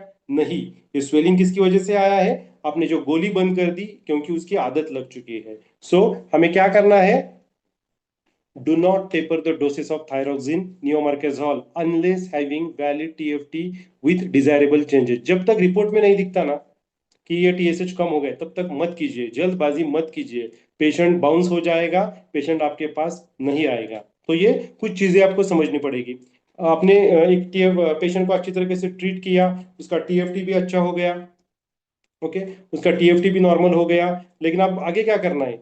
Always ask the patient to perform the TFT after every 3 months for the sake of just under observation. Although treatment is completed, advise the patient to follow the lifestyle modification regularly. ये सबसे महत्वपूर्ण चीज है। Educate the patient regarding possible symptoms of the thyroid disorder after the completion of the treatment, like weight gain, weight loss, edema, appetite. अगर patient को थोड़ा educate कीजिए, आपने ट्रीटमेंट बंद कर दी, वो अभी सबसे कोई सिम्टम लेस हो गया है, उसे बताइए अगर ज्यादा वेट बढ़ेगा, अगर सूजन आए, अगर भूख नहीं लगती तो एक बार मुझे दिखाना है.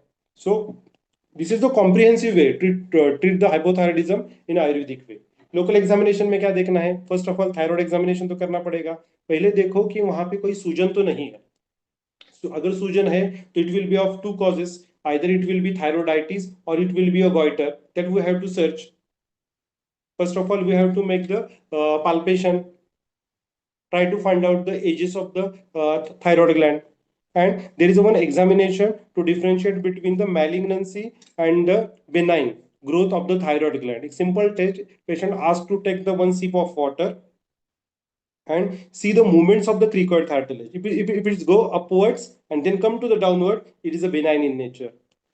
No doubt, you have to confirm it by the UHG thyroid or FNAC as per need.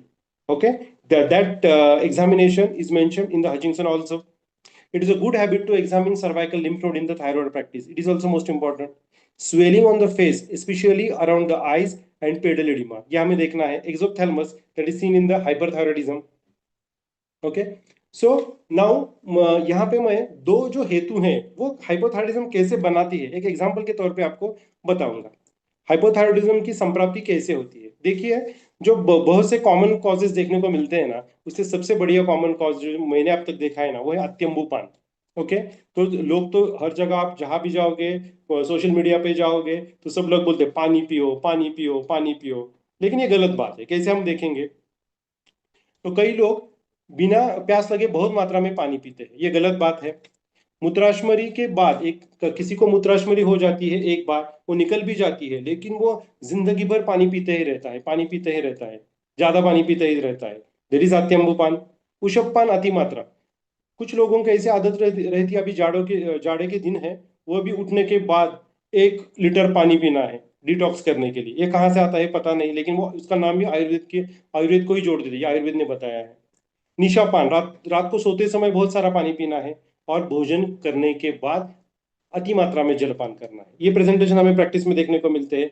हमें एक सूत्र मिलता है वाग्भट जी का, ऋतु शरद निदाघ्याभ्याम पिबेत स्वस्य भी अल्पशा. शरद और ग्रीष्म ऋतु को छोड़ के स्वस्थ व्यक्ति में भी पानी बहुत कम पीना चाहिए. कम मतलब क्या? As per need. ये वाग्भट जी ही बोलते हैं. तो ये हमें इसका पालन करना चाहिए. अभी क्या हो गया, अत्यंबुपान कर दिया पेशेंट ने, तो अम्बुव स्रोत दुष्ट हो जाएगा. अब ये अम्बुव स्रोत जो है वो समान वायु का स्थान है, सूत्र हमने देखा था पहले.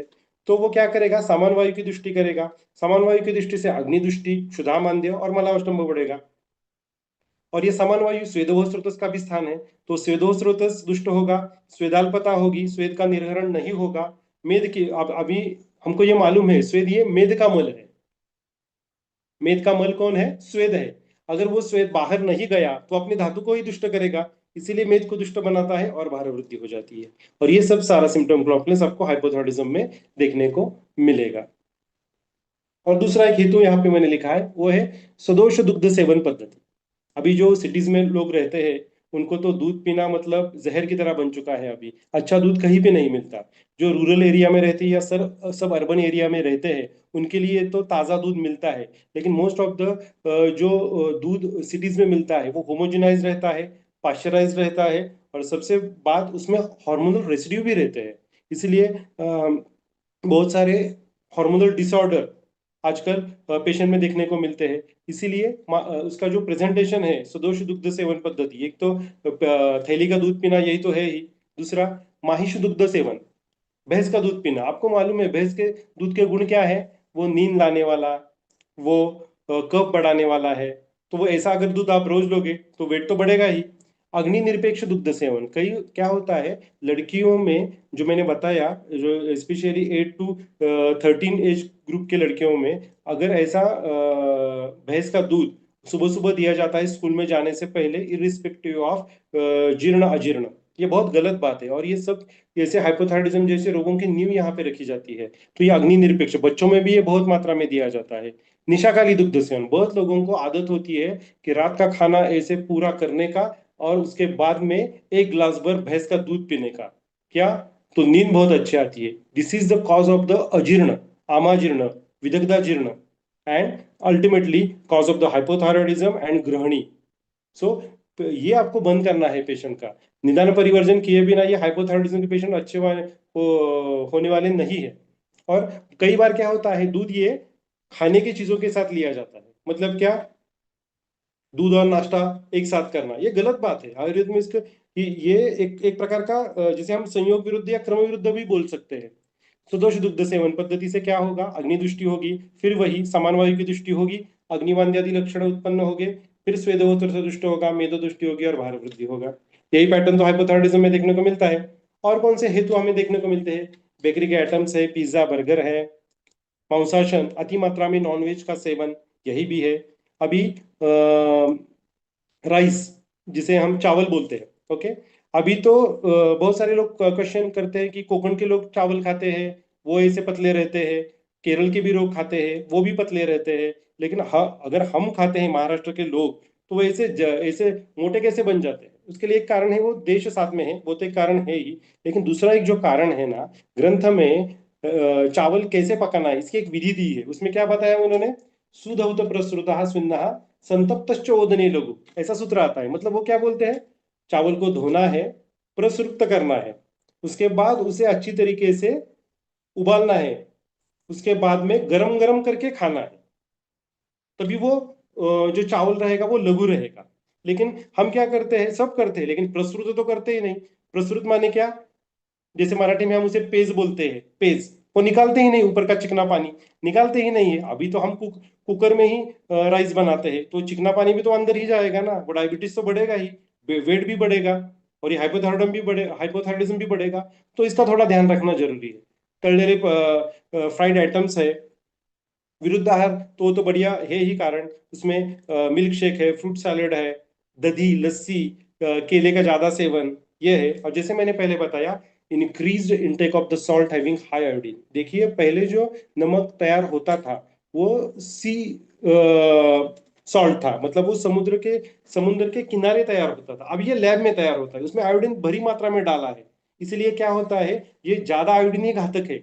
ऐसी क्या बात हो गई कि हर एक घर में एक हाइपोथायरॉयडिज्म का पेशेंट देखने को मिल रहा है? क्या हो गया? नमक है. इसके बारे में रिसर्च भी पब्लिश हो चुका है.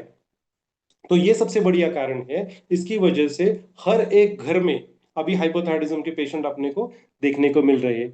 हमने सब बात की, लेकिन मनोह स्रोतस के बारे में हमने ज्यादा कुछ अभी बात नहीं की है. वो पॉइंट है. चिंतन, क्रोध, भय, मानसिक ताण तनाव, ये जो पेशेंट को अभी बढ़े हुए हैं ना, everybody is insecurities there. Corona is just and before 2-3 years. People still are under very very insecurity. ये जो स्ट्रेस बढ़ा है, आगे जाने की बहुत ऐसी मानसिकता बढ़ गई है, महत्वाकांक्षा बढ़ चुकी है. लेकिन स्ट्रेस और टेंशन इतनी बड़ी मात्रा में बढ़ रहा है, इसका कोई भी मतलब उसके बारे में कोई सोच भी नहीं रहा है. ये सबसे बढ़िया कारण है, सबसे इंपॉर्टेंट कारण है. पर मानसिक कारण को ट्रीट किए बिना हम हाइपोथायरॉयडिज्म ट्रीट नहीं कर सकते, because endocrine systems are very very susceptible to the psychological disorders, because this is endocrine system.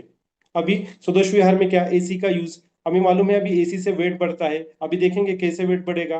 देखिए अब एक आदमी एसी में बैठा हुआ रहता है दिन में, वो क्या हो रहा है, उसके रोम रंध्र संकुचित हो जाते हैं. उससे क्या होगा, स्वेद प्रवर्तन नहीं होगा. हमको मालूम है स्वेद किसका मल है, मेद का है. अगर मेद स्वेद बाहर नहीं जाएगा तो अपने धातु को, अपने मेद को ही दुष्ट करेगा जिससे वो बना है. इसीलिए मेदोदुष्टि बन जाती है. आपने भी ऑब्जर्व किया होगा, कोई आदमी को बड़ी अच्छी जॉब लग गई, एसी में काम कर रहा है, उसका वेट भी पुट ऑन हो जाता है. तो यही कारण है. तो ये हाइपोथायरॉयडिज्म में इसका भी बड़ा रोल है. और मोस्ट इंपॉर्टेंटली स्किन ड्राई बन जाती है क्योंकि पसीना ही नहीं आ रहा. लॉस ऑफ एक्सरसाइज आगे का कारण, एक्सरसाइज नहीं कर रहे लोग. क्या बोल रहे, डॉक्टर मैं सुबह 6 बजे बाहर निकलता हूँ, रात के 10 बजे तक काम ही करता हूँ, मुझे एक्सरसाइज की क्या जरूरत है? सो फर्स्ट ऑफ ऑल हमें एक्सरसाइज और एक्सर्शन का डिफरेंशिएशन पता होना चाहिए. एक्सरसाइज हम खुद के लिए करते हैं, और जी बाकी की जो चीजें आप करते हैं ना, अपने फैमिली के लिए करते हैं, पेट के लिए करते हैं, और उसमें कोई कोऑर्डिनेटेड मूवमेंट नहीं रहती है. सो व्यायाम इज मोस्ट इंपॉर्टेंट. दिवस ऑफ मोस्ट जो गृहिणी रहती है, मतलब हाउसवाइफ जो रहती है, वो हमेशा दोपहर को सोती है. अब हमें मालूम है दोपहर को सोने से क्या होता है, कफ और पित्त का प्रकोप हो जाता है, और ये भी बड़ा कारण हमें देखने को मिलता है। आगे जो एक कारण मैंने अलग से लिखा है क्योंकि ये बहुत महत्वपूर्ण है। कई बार ऐसे देखने को पेशेंट या स्टूडेंट्स या कोई वैद्य भी हमें पूछते हैं कि डॉक्टर ये हाइपोथायराइडिज्म की बीमारी सिर्फ स्त्रियों में ही फीमेल पेशेंट में ही क्यों होती है, मेल पेशेंट में क्यों नहीं होती है? तो उसका सबसे महत्वपूर्ण कारण है कि हार्मोनल चेंजेस के जो कुछ चेंजेस जो फीमेल पेशेंट में होते हैं वे सब मेल में कोई नहीं होता। मेल में क्या रहता है, बच्चा पैदा हो गया, शुक्र की अव्यक्तावस्था है, एक बार व्यक्त हो गया तो वो जब तक रहेगा तब तो व्यक्त रहेगा, फिर में अव्यक्त हो जाएगा। उसमें हॉर्मोन्स के अप एंड डाउन कहीं भी नहीं है। अभी आप फीमेल में देखो, पहले बच्ची का जन्म हो गया, मीनार आ गई, हॉर्मोन्स में बदल हो गया, फिर उसकी शादी हो गई, प्रेगनेंसी हो गई, हार्मोन बदल गए, फिर उसका लैक्टेशन आ गया, हार्मोन्स बदल गए, फिर सेकंड प्रेगनेंसी हो गई, फिर हार्मोन बदले, फिर लैक्टेशन हो गया, फिर मेनोपॉज आ गया।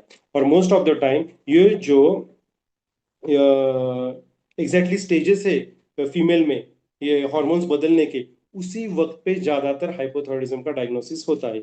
अभी जो मोस्ट कॉमन देखने को मिलता है प्रेगनेंसी और लैक्टेशन, इसमें ही ज्यादातर हाइपोथायराइडिज्म हमें देखने को मिलता है। सो कैसा प्रेजेंटेशन रहता है, देखिए अभी मैरिज तो बहुत लेट हो रहे हैं, 30s के आसपास तो मैरिज होते हैं, तो हार्डली एक ही बेबी रहता है, एक ही बेबी को अलाउ करते हैं, होता भी नहीं है क्योंकि इतने कॉम्प्लिकेशन हुए होते रहते हैं। तो इसलिए क्या होता है, वो चाइल्ड बहुत प्रेशियस प्रेगनेंसी बन जाता है। तो पूरा 9 मंथ तक एकदम जितना जितनी हमें उसकी केयर लेनी है उससे ज्यादा केयर ली जाती है। ये खाओ वो खाओ, मतलब हमें जो गायनेकोलॉजी में बताया जाता है कि या ऑब्स्टेटिक्स में कि अप्रोक्सीमेटली एएनसी में 10 kg या 12 kg वेट गेन होना चाहिए तो बच्चा अच्छा रहता है, 3 से 3.5 किलो का। अभी क्या होता है, 20 किलो, 25 किलो, 30 किलो एएनसी में वेट बढ़ता है। तो अभी उसकी तो नॉर्मल डिलीवरी नहीं हो सकती, उसके तो सेक्शन लगेगा, एलएसीएस हो जाता है। तो एलएसीएस हो जाने के बाद बच्चा बाहर निकलता है, लेकिन जो रस और मेद जो बड़ा है ड्यूरिंग एएनसी वो तो वही का वही है। लेकिन हमारे घर की जो औरतें जो सीनियर सिटीजन रहते हैं लेडीज, वो क्या रहते हैं, नहीं नहीं प्रेग्नेंट डिलीवरी हुई है, अभी क्या करना पड़ेगा, दूध लो, तूप लो, ड्राई फ्रूट्स खाओ। तो अभी कैसा हो गया, कफ और मेद वही का वही है, और उसमें और आप अभी स्नेह और ग्रहण कर रहे हैं, ये गलत बात है। जब नॉर्मल प्रेगनेंसी रहती है तब क्या होता है, वो स्त्री क्षोभ में से निकल के जाती है, इसलिए वात प्रकोप होता है, इसलिए दूध तुप की उसे, दूध और घी की उसे ज्यादा जरूरत होती है। लेकिन अब तो ऐसा नहीं है, ये सबसे महत्वपूर्ण कारण है। ये जिसकी वजह से क्या होता है, जिसकी वजह से क्या होता है कि ये हाइपोथायराइडिज्म के पेशेंट बहुत बड़ी मात्रा में बढ़ रहे हैं। इसका एक रेफरेंस भी है, मैं खुद का नहीं बता रहा हूँ, रेफरेंस भी है। मेद कफाभ्याम अनिलो निरुद्धः शूलांग सुप्ति क्षौथु करोति स्नेहम तो युंजन अबुधस्ति तस्मै संवर्धति एवं तान विकारान। अगर किसी को मेद और कफ ऑलरेडी शरीर में है, उससे वायु अवरोधित हो चुका है, अगर किसी ने गलती से भी उसमें स्नेह का यूज किया तो विकार बहुत बढ़ जाते हैं। रोगास तथा अन्य अपि अवितर्कमाणा, वो तो रोग बढ़ेंगे ही, ऐसे कुछ व्याधि उत्पन्न होंगे जिसका आपने सोचा भी नहीं होगा। परस्पर अवगृत मार्ग, ये आवरण इससे ही बनते हैं। तो जो ऑटोइम्यून डिसीज बनते हैं, एंटी टीपीओ लेवल बढ़ते हैं, ये जो हम देखते हैं प्रेगनेंसी या लैक्टेशन के भी, उसका कारण यही हमें देखने को मिलता है। अभी कुछ ऐसे मेडिसिन रहते हैं जिसकी वजह से हाइपोथायराइडिज्म बनता है। 4 मेडिसिन है, बीटा ब्लॉकर्स जो एंटी हाइपरटेंसिव ड्रग है, उसका जो एक इफेक्ट है बॉडी पे, वो क्या करता है, T4 टू T3 कन्वर्जन नहीं होने देता, इसलिए हाइपोथायराइडिज्म होता है। Corticosteroid, most of the RA के जो पेशेंट रहते हैं जिनको मिथोट्रिक्सेट और कॉर्टिकोस्टेरॉइड चालू है, मोस्ट ऑफ द ये आरए के पेशेंट बाद में हाइपोथायराइड में कन्वर्ट हो जाते हैं। क्यों? क्योंकि ये कॉर्टिकोस्टेरॉइड की वजह से। प्रोपिलथायोयूरेसिल, ये एक्चुअली ट्रीटमेंट ही है हाइपरथायराइडिज्म में, लैक्टेशन में जब नियोमार्केजोल नहीं दिया जाता तब ये प्रोपिलथायोयूरेसिल का ड्रग दिया जाता है। अभी गलगंड शॉर्ट में देखेंगे, ये गलगंड क्या है, यस्य श्लेष्मा प्रकोपितो गलबाह्य अतिवृष्टते शनैः संजयते शोभम गलगंडस्य जायते। अभी चरक जी ने क्या किया है, तो चरकाचार्य ने कफ के नानात्मक विकार में गलगंड को समाविष्ट किया है, लेकिन सुश्रुत ने हम पे बहुत बड़ी मेहरबानी की है। कैसे की है, इसलिए उनको प्रणाम करना चाहिए कि उन्होंने गलगंड के 3 प्रकार बताए, वातज, कफज और मेदज। और जो जितने पेशेंट मैंने देखे हैं उनके जो डायग्नोसिस मैंने किए हैं वो मोस्ट ऑफ द टाइम वातज गलगंड और वात कफज गलगंड ऐसे ही निदान होते हैं। अगर उन्होंने निदान नहीं दिया होता तो हम कर ही नहीं सकते थे, इसलिए पेशेंट भी अच्छे हो रहे हैं। इसलिए ये सुश्रुताचार्य ने ये जो टाइप्स बताए, ये बहुत बड़ी मेहरबानी हम पे की है, ऐसा मैं कहूंगा। अभी एटोइमिन थायराइड डिसऑर्डर कौन सा है, उसमें हॉशिमोटिस थायराइडाइटिस है जो मोस्ट कॉमन है। वो हाइपोथायरॉइडिज्म का प्रेजेंटेशन है जिसमें गॉइटर रहता है। As near about 20 to 40 years रहता है उसका। इन्वेस्टिगेशंस उसमें थायराइड पेरोक्साइडेज एंटीबॉडी जिसे हम एंटी टीपीओ के नाम से जानते हैं, एंटी न्यूक्लियर फैक्टर है जो हम करते हैं under the age of 20 years के लिए वो किया जाता है। दूसरा जो कॉमन डिसीज है वो है ग्रेव्स डिसीज। उसमें क्या रहता है, this is the type of hyperthyroidism with thyroid enlargement. As 30 to 50 है। Goitre, exophthalmos and pretibial myxoedema, तीन उसके कार्डिनल फीचर है। इन्वेस्टिगेशन में टीएसएच रिसेप्टर एंटीबॉडीज किया जाता है। अब ये जो टॉपिक है ना, मैं अभी नहीं बताऊंगा, already we are running out of time. Many more slide to yet to come. So if time permits, then I will explain this point. What is autoimmunity in Ayurveda? Okay.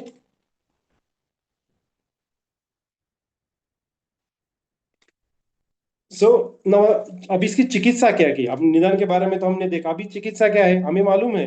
पहला अपना चिकित्सा तो यही है, संक्षेपता क्रिया योगे निदान परिवर्जनम। निदान परिवर्जन करना है। कौन सा भी पेशेंट आपके पास आता है तो वो सुबह से रात को सोने तक क्या क्या करता है एक बार लिख लीजिए।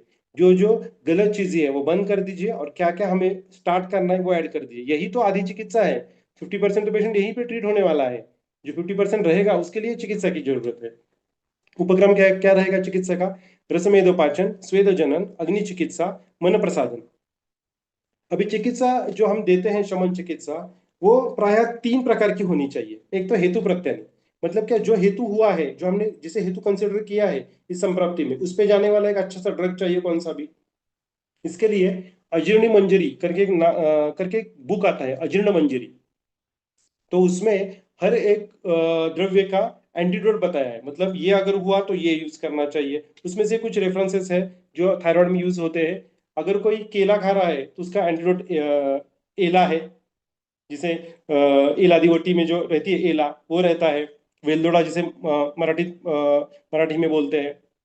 अगर कोई आम्ल मद्य या मांस अति मात्रा में सेवन करता है तो उसे लहसुन खाना चाहिए। कोई दूध ज्यादा लेता है तो उसका अजीर्ण है वो तक्र से कम हो जाएगा। ऐसा हेतु प्रत्यानिक चिकित्सा। दूसरा जो रहता है वो दोष प्रत्यानिक, मतलब कफ की संप्राप्ति है तो हमें ऐसे ड्रग चाहिए जो कफनाशक है। मुस्ता त्रिफला उशीर ये कफनाशक है, सो दोष प्रत्यानिक। और एक व्याधि प्रत्यानिक, मतलब कफश पांडु अगर मैंने निदान किया है तो मुझे नवायस लोह या पुनर्नवा मंडूर अगर मैंने यूज किया तो मैंने क्या किया है, यहाँ पे व्याधि प्रत्यानिक औषधि का यूज किया है। या आमाशयत्वात निदान किया है तो षडधरण चूर्ण यूज किया है। अभी एक मैं एग्जांपल आपको देता हूँ। एक ऐसा पेशेंट है हाइपोथेटिकली, तेंबुपान उसने किया है, उसके रस और मेद की दुष्टि हुई है और उससे उसे कफश पांडु हुआ है। ओके, तो अभी हम चिकित्सा में क्या देंगे, तो चिकित्सा में अत्यंबु पान का जो एंटीडोट है उसका जो हेतु प्रत्यनिक चिकित्सा क्या है, उसकी हेतु प्रत्यनिक चिकित्सा मुस्ता और त्रिफला। और रसमेद की दृष्टि है इसलिए रसमेदोपाचक दिया। और कफच पांडु निदान किया है इसलिए व्याधि प्रत्यनिक नमाइस पे। अगर ये तीनों का एब्सोल्युटली ऐसा परफेक्ट कॉम्बिनेशन बन जाता है तो एलोपैथी से भी फास्ट हमें रिजल्ट मिलते हैं। आपको सिर्फ वो निदान करना है। कई बार ऐसा अभी अभी सब लोग बोलते हैं आयुर्वेद बहुत ग्रेट है, आयुर्वेद बहुत ग्रेट है, सब जगह पे आयुर्वेद का ग्रेटनेस का नारा चल रहा है। तो आयुर्वेद ग्रेट क्यों है, उसके पास बहुत सारी दवाइयां हैं इसलिए नहीं है आयुर्वेद ग्रेट। आयुर्वेद का खुद का अपना एक निदान है, ये सबसे बढ़िया बात है। आयुर्वेद का खुद का निदान है जो हमें करना है। अगर हम वो करेंगे तभी आयुर्वेद का नाम बहुत बड़ा होने वाला है। तो अपना खुद का निदान हमें करना चाहिए और उसके हिसाब से चिकित्सा। शोधन के बारे में मैं ज्यादा नहीं बोलूंगा, जो आगे के स्पीकर है उसके बारे में बताएंगे। और एक क्या, स्वेद जनन। स्वेद जनन मैंने जो बताया कि अस्वेद रहता है तो हमें वो स्वेद जनन करने के लिए कुछ तो करना पड़ेगा। अभी देखिए रेफरेंस आता है ग्रंथ में, अगर रस और मेद से, मेद शरीर में है, रस और मेद से आवृत है दोष, तो उसे अग्निस्वेद नहीं देते, उसे निराग्नि स्वेद देते। तो 10 प्रकार के जो निराग्नि स्वेद ग्रंथ में बताए हैं, तो उसके लिए हम ये हाइपोथायरॉइडिज्म के पेशेंट को यूज कर सकते हैं। अगर रस और मेद का आवरण है तो अगर वो निकल जाने के बाद सीधा अग्निस्वेद भी दे सकते हैं। उद्वर्तन, उद्वर्तन में उद्वर्तनम कफहरम मेधसा प्रविलापनम श्रीकराणाम अंगानाम त्वक प्रसाद परम। ये क्या है, मतलब हमें क्या करना है, हमें स्वेद प्रवर्तन ज्यादा बढ़ाना है, तो इसके लिए उद्वर्तन बहुत अच्छी तरीके से यूज होता है और मेद का भी नाश कर जाता है। व्यायाम चाहिए, वो वॉकिंग हो सकता है या ब्रिस्क वॉकिंग या सूर्य नमस्कार, उसमें रनिंग है, उसमें आप योगासन कर सकते हैं, भ्रामरी प्राणायाम, ध्यान कर सकते हैं, इंपॉर्टेंट है। और एक लास्ट में सबसे बढ़िया, क्योंकि जैसा कि ये जो डिसीज डिसऑर्डर है वो स्त्रियों में ज्यादा पाया जाता है, तो मोस्ट ऑफ द जो लेडीज रहती है वो अपने हॉबीज भूल चुकी है रहती है, फैमिली के सब काम करना, घर के लोगों के काम करना, अगर वो खुद भी काम कर रही है तो और भी तकलीफें ज्यादा होती है। उनको बताना, अगर मैंने पूछा आपकी हॉबीज कौन सी है, किसी को समझ में नहीं आता मेरी हॉबी क्या थी, तो ये इससे क्या होता है, हैप्पी हॉर्मोन्स तैयार होते हैं। अब खुद के लाइकिंग्स के जो चीजें हैं वो हमें करनी चाहिए, मतलब किसी को बुक रीडिंग अच्छा है, सहेली से बात करना है, जब आप अंदर से खुश होते हो, ये बहुत इंपॉर्टेंट है कौन सा भी थायराइड डिसऑर्डर ट्रीट होने के लिए। उसकी बकेट लिस्ट क्या है वो हमें देखना पड़ेगा, वो कीजिए, आपका थायराइड ऑटोमेटिकली कम हो जाए, आपका हाइपोथायरॉइडिज्म अपने आप कम हो जाएगा। So okay, so this is the concept that I have told with you. Now there are multiple cases, but I am not going to go into deep into that. I will only share only one case, I think, because only 5 minutes, 5 to 10 minutes are left, as I think. Is it okay? Okay, sir. You can share 2 cases, no issues. Okay. So the case number one. So एक लड़की थी 12 साल की, 43 kg उसका wait था। 4 मार्च 2018 को मेरे पास वो आई थी। बाहर वृद्धि थी सिंस 2 to 3 months।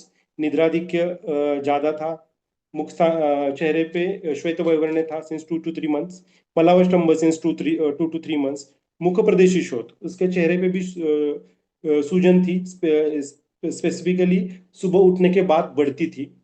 रुल्लास, छर्दन, आस्यास्त्रवण, अम्लोदगिरण, भ्रम प्रचिति कभी कभी बीच में होती थी। उसके साथ में निर्गलन कष्टता, ये क्यों होती थी, तो उसके गल स्थान पे एक शोथ था। ऐसे सिम्टम्स लेके पेशेंट आया था। कुल व्याधि में कोई ज्यादा हिस्ट्री नहीं थी। सामान्य परीक्षण में अगर देखोगे तो नाड़ी 80/मिनट थी, बीपी 110/70, जिह्वा साम, नखश्वेताप, त्वकरक्षता, मलप्रवर्तन, मलावष्टंभ, मलप्रवर्तन में मलावष्टंभ था, मृदु था, लेकिन ये भी पूछना बहुत जरूरी होता है, सिर्फ मलावष्टंभ पूछने से कुछ नहीं होता, वो मृदु है या घन है या उसमें कठिनता है, उसके हिसाब से हमारे द्रव्य बदलते हैं, ये पूछना पड़ेगा हमें। निद्रा दिवसवाप 2 आवर्स का था। क्षुधा सम्यक थी। स्वेद प्रवर्तन कम था, तृष्णाधिक्य था। रज प्रवर्तन नॉट स्टार्टेड येट, ऐसे प्रेजेंटेशन था। उसका रिपोर्ट उसके साथ में था। 27 December 2017 TFT में TSH 50.13 था। यूएसजी थायराइड किया था, उसमें वो 7 जनवरी को किया था।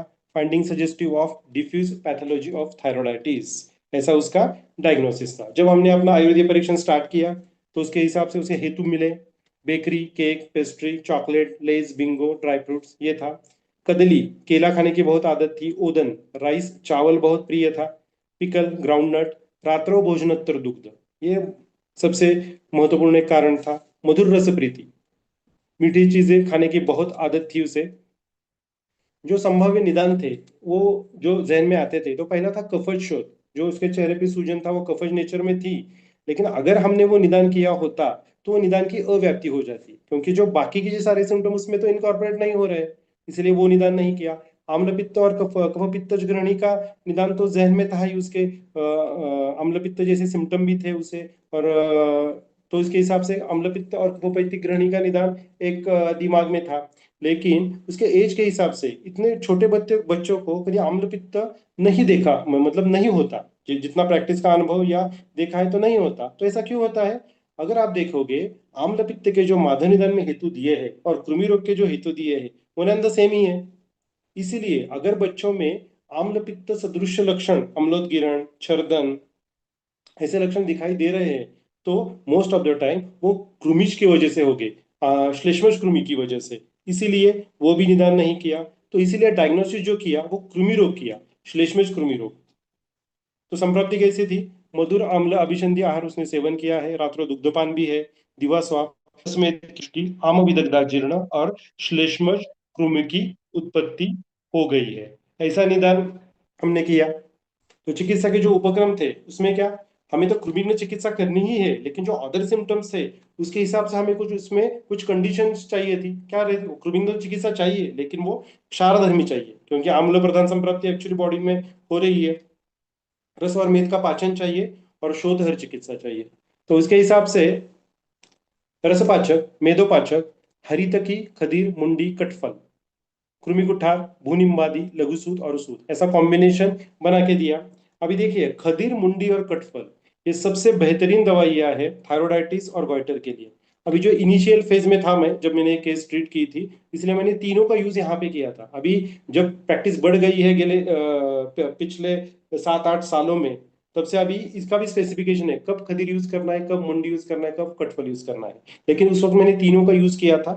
तो ये तीनों द्रव्य कृमिघ्न है, लेकिन ग्रंथि और शोथग्न है, ये सबसे बढ़िया है। हरित की कृमिघ्न है, रसपाचक के सारे द्रव्य कृमिघ्न है, मेदोपाचक के बहुत सारे द्रव्य कृमिघ्न है, कृमि कुठार तो है ही, कृमि का निदान है, भूनिम्बादी चूर्ण डाला था, एक लक्षण प्रत्यानिक, लघुसूत और सुवर्णसूत। अभी देखिए सुवर्णसूत और सूत शेखर, आप बोलोगे तो ये आम्ल पित्त की दवाई है, यहाँ पे यूज करते समय वो आम्ल पित्त के हिसाब से नहीं दी गई है। अगर आप देखोगे तो सूत शेखर को भृंगराज सरस की भावना है, और भृंगराज एक सबसे बढ़िया कृमि द्रव्य है, और वो भी कृमि में हम यूज कर सकते हैं। इसलिए कांचनार गुगुल व्यानोदान दिया था, और विडंगारिष्ट के जो कृमि का सबसे बढ़िया दवाई है कृमि रोग की। तो देखिए अभी मैंने तो मेडिसिन उसे दे दिया था। अगर विडंगारी अगर मेरा निदान गलत होता तो पेशेंट मुझे बताने वाली थी कि मुझे बहुत तकलीफ हो रही है, मेरा सब बढ़ेगा, क्योंकि विडंगारिष्ट तो आम्ल पित्त में नहीं चलेगा। तो डायग्नोसिस तो कंफर्म था ये कृमि रोग है, इसलिए विडंगारिष्ट दिया, एंटी एडवाइस किया, लेकिन उसने किया नहीं। 1 महीने बाद फॉलोअप मिला 10 दिन का मेडिसिन के, वो पित्त विकार कम हो गए, भ्रम कम हो गए, निद्राधिक्य कम हो गए, 1 kg वेट लॉस हो गया। श्वेत वर्ण और गलशोथ वैसे के वैसा था, उसमें कोई भी सुधार नहीं हुआ था। तो चिकित्सा में कॉम्बिनेशन वैसा के वैसे रखा, लेकिन सिर्फ अनुपान मध का दिया, कि थोड़ा सा लेखन बढ़ाने के लिए मध के साथ दिया। कंचनर को गुड़ वैसे के वैसा चालू था, लेकिन सिर्फ विडंगारिष्ट की बजाय खदीरारिष्ट यूज किया। वो भी कृमि का द्रव्य है, लेकिन खदीर ग्रंथि पे ज्यादा जाने वाला है, उसका गामित्व ग्रंथि पे ज्यादा है, इसीलिए ग्रंथि जो उसका शोथ नहीं कम हुआ था, इसीलिए ग्रंथि या शोथ कम करने के लिए खदीरारिष्ट यूज किया। तो सेकंड फॉलोअप जो मिला 1 मंथ के बाद, श्वेत वर्ण कम था, गलशोथ भी कम था, मल सम्यक था, लेकिन टाइटनेस इन द नेक, हमने मध यूज किया था इसलिए थोड़ा ड्राइनेस बढ़ चुका था। शिरशूल था, लेकिन उस बीच में क्या हो गया, उसे प्रथम रजोदर्शन हो गया। ये सबसे बढ़िया चीज थी हमारे लिए, इसका मतलब है रस का पाचन तो हो रहा है, ये सबसे अच्छी बात थी। तो चिकित्सा वैसे की वैसे थी, गोघृत सेवन करने का एडवाइस दे दिया। उसमें साथ जो हरित की थी उसके साथ में गंधर्व हरित की दिया। पथ्यादिवटी शिरशूल था, इसलिए व्यानोदान गुड़ोदक के साथ दिया, और खदीरारिष्ट और उडंगारिष्ट दोनों कॉम्बिनेशन के साथ दिया। थर्ड फॉलोअप में पेशेंट आई 2 अगस्त 2018 को, गलशोथ कम हुआ था, शिरशूल कम हुआ था, उत्साह वृद्धि थी, और advice for the TFT and haemoglobin. Very shocking to say this is see that I was very shocked to see that the TSH was just 4.57, and this is my first case. This is the first case which I have treated with the Ayurvedic medicine only. Since then, many cases treated without thyroxine, because now diagnosis ही हमारे पास होता है। अभी इतना उसका काम बढ़ गया है कि हम खुद डायग्नोसिस उसका करते हैं, और पेशेंट को थायरोक्सिन लेने की नौबत ही नहीं आने देते, अपने ट्रीटमेंट से उसे पूरा करना है। लेकिन ये पहले ऐसे नहीं होता था, जब हमने प्रैक्टिस स्टार्ट की तो ऐसे पेशेंट नहीं मिलते थे, तो ये पहला पेशेंट था, तो उसका लेवल कम हो गया, लेकिन एज भी कम था, इसीलिए उस वक्त उसे हिमोलफोर्ट सांडू का जो मेडिसिन आता है वो उस वक्त मैंने दिया था। उसके बाद में पेशेंट का कोई फॉलोअप नहीं मिला, वो नवोदय विद्यालय में शिफ्ट हो गई, उसका सिलेक्शन हो गया, उसके पिताजी की भी वहां से ट्रांसफर हो गई। अभी 7-8 साल तक कोई उसका नहीं कोई उसका हिस्ट्री या उसका फॉलोअप ही नहीं मिला कि क्या हो गया। लेकिन इवेंचुअली पिछले साल 14/4/2025 को उसके पिताजी उस लड़की को लेकर आ गए, किसी दूसरी कारण की वजह से पेट दुख रहा था, ऐसा किसी रिलेटिव के पास वो आए थे। तब मैंने उनसे पूछा कि क्या आपके जो हमने ट्रीटमेंट दी थी उसके बाद क्या हो गया, तो वो बोले कि उस वक्त के बाद हमने 4-5 बार 1 साल में थायराइड फंक्शन टेस्ट किया, लेकिन हमारी टीएसएच लेवल कभी भी नहीं बढ़ी हुई थी, एब्सोल्यूट नॉर्मल थी। 8 साल में थायराइड के लिए उसने कोई भी मेडिसिन नहीं लिया था, एंड मोस्ट इंपॉर्टेंटली उसका जो थायराइड का जो स्वेलिंग था वो बाद में कभी भी बढ़ा नहीं था। So during 8 years, no treatment for the thyroid taken till now. And this is the longest ever follow-up that I have got. So this could be the complete cure to the hypothyroid patient having thyroiditis. ये reports, ये 15.30 का reports है, उसके बाद ये USG का report है, उसके बाद में ये 4.57 हो गया। ये उस वक्त ट्रीटमेंट के बाद, तुरंत बाद जो स्वेलिंग था वो पहले कम हो गया, और ये 8 साल बाद अभी इसे कुछ भी नहीं है। She is absolutely fine, she is euthyroid, not taking any kind of medicine, not Ayurvedic, not allopathy at all. This is the case number 2. I will just now I will just tell you the diagnosis and TFT report. This is the case of Kapha-pitta Vrittavad that I have diagnosed and treated accordingly. And this is the treatment that I have given. Initially TSH was 15, then 8.18, then 6.3. देखिए ये पहला report है 22.19, then 15, then 9.8, 8.8, and then 6.3. Now the dose is absolutely reduced near about to just 25. She was near about on 50 or 75 something. Now she is just maintaining the 25 till now. So we have made that change. Dose of 50 have been reduced permanently. So this is another case. Diagnosis is Kapha Vata Rakta. Diagnosis is made, and according to treatment given, the before the treatment TSH was 11.13. Within a month it was 1.78. Now already this time she is on 25. Dose is 25. Initially when the treatment was given, it was reduced to the 50 mcg, and till now she's just on 25 mcg. This is the only case that I have been showed hyperthyroidism. Look, treating hypothyroidism is a very challenge. Till now, I have near about 10 to 15 cases of treated purely on the basis of the Ayurvedic medicine. Hyperthyroidism, one of that case, but this is not the point of discussion today, hyperthyroidism. But still, I will show you the pre and post reports. Patient come to me having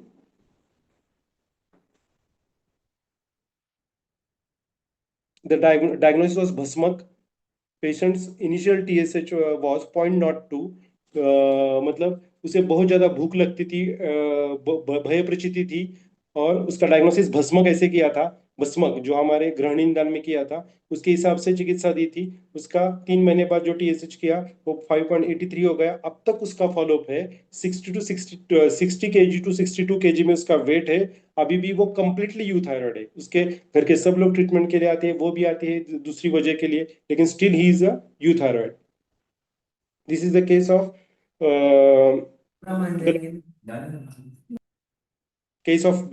Galaganda. Just shortly I will explain it. You can see the growth over the neck region. Diagnosis. This is the diagnosis. This reference that I would like to share with you all. In the Virachan Nasya, in the Falashruti. Excuse me. Hello.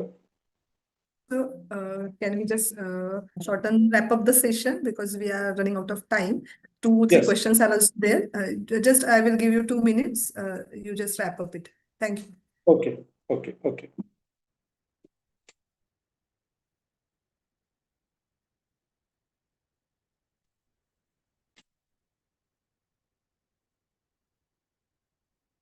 So the final thing that I would like to share with you all, देखिए आपका निदान आपको खुद को करना है।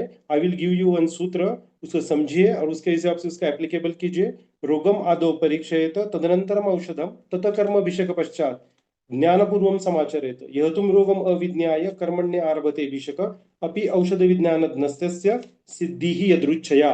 यह तु रोग विशेषज्ञ सर्वभैषज्ञको विदाः देशकाल प्रमाणज्ञस्य सिद्धिः असंशयम्।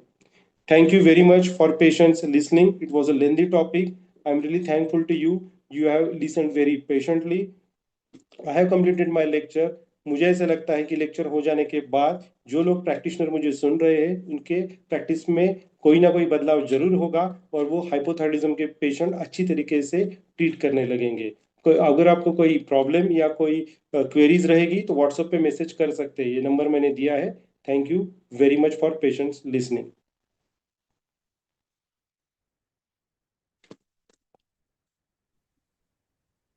Uh, Thank you very much, Dr. Anish Pandit, sir, for your insightful lecture.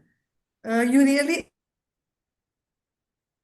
enlightened the path of diagnosis and management of hypothyroidism with Ayurveda aspect, and your case presentation was fabulous with visual proofs. So all the delegate can see how our Ayurvedic treatment can change the hypothyroidism. There are some questions. I will ask you. Sri Lakshmi Savadatti ma'am asking that fungal infection का हम hypothyroidism में कुछ विचार कर सकते हैं क्या, मतलब उसको कैसे ट्रीट कर सकते हैं? देखिए, अगर उसमें रसप्रदोष की दृष्टि है तो हमें रस और रक्त की दृष्टि है तो हाइपोथायरॉयडिज्म के ऐसे कुछ जो कॉमन दवाइयाँ आती है वो हम यूज कर सकते हैं. Exactly, it is not directly related with the hypothyroidism, but there are patients who has hypothyroidism and still they have the fungal infection. So उनमें से यहाँ पे देखिए, हाइपोथायरॉयडिज्म में तो रस और मेद की दृष्टि है, लेकिन अगर फंगल इन्फेक्शन में है तो उसमें रक्त और मांस की दृष्टि का विचार हमें करना पड़ेगा. और इसकी उसके हिसाब से रक्तपाचक, हरिद्रा, निम्ब, त्रिफला, महातिक्तक चूर्ण ऐसी दवाइयां हैं जो कॉमन दोनों में आती है वो हम यूज कर सकते हैं.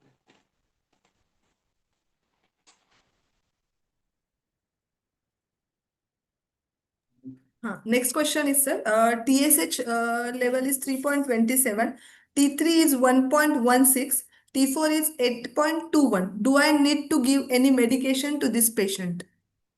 No. First of all, check the patient thoroughly from the Ayurvedic point of view. I think what you have said, TSH is 3 point. TSH 3.27, T3 No, you don't have to 1.16. do. No, you don't have to do any treatment to that patient. First of all, see is there any symptoms are there or not. The TFT is absolutely normal. Okay, thank you, sir. Thank you very much. I'm very thankful that you have joined our webinar. And now I hand over to Dr. Mayur Patil, sir, to continue with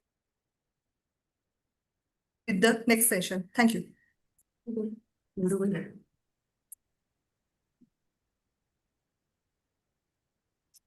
Thank you, Anish Pandit, sir. Now we move on to our second session. The first session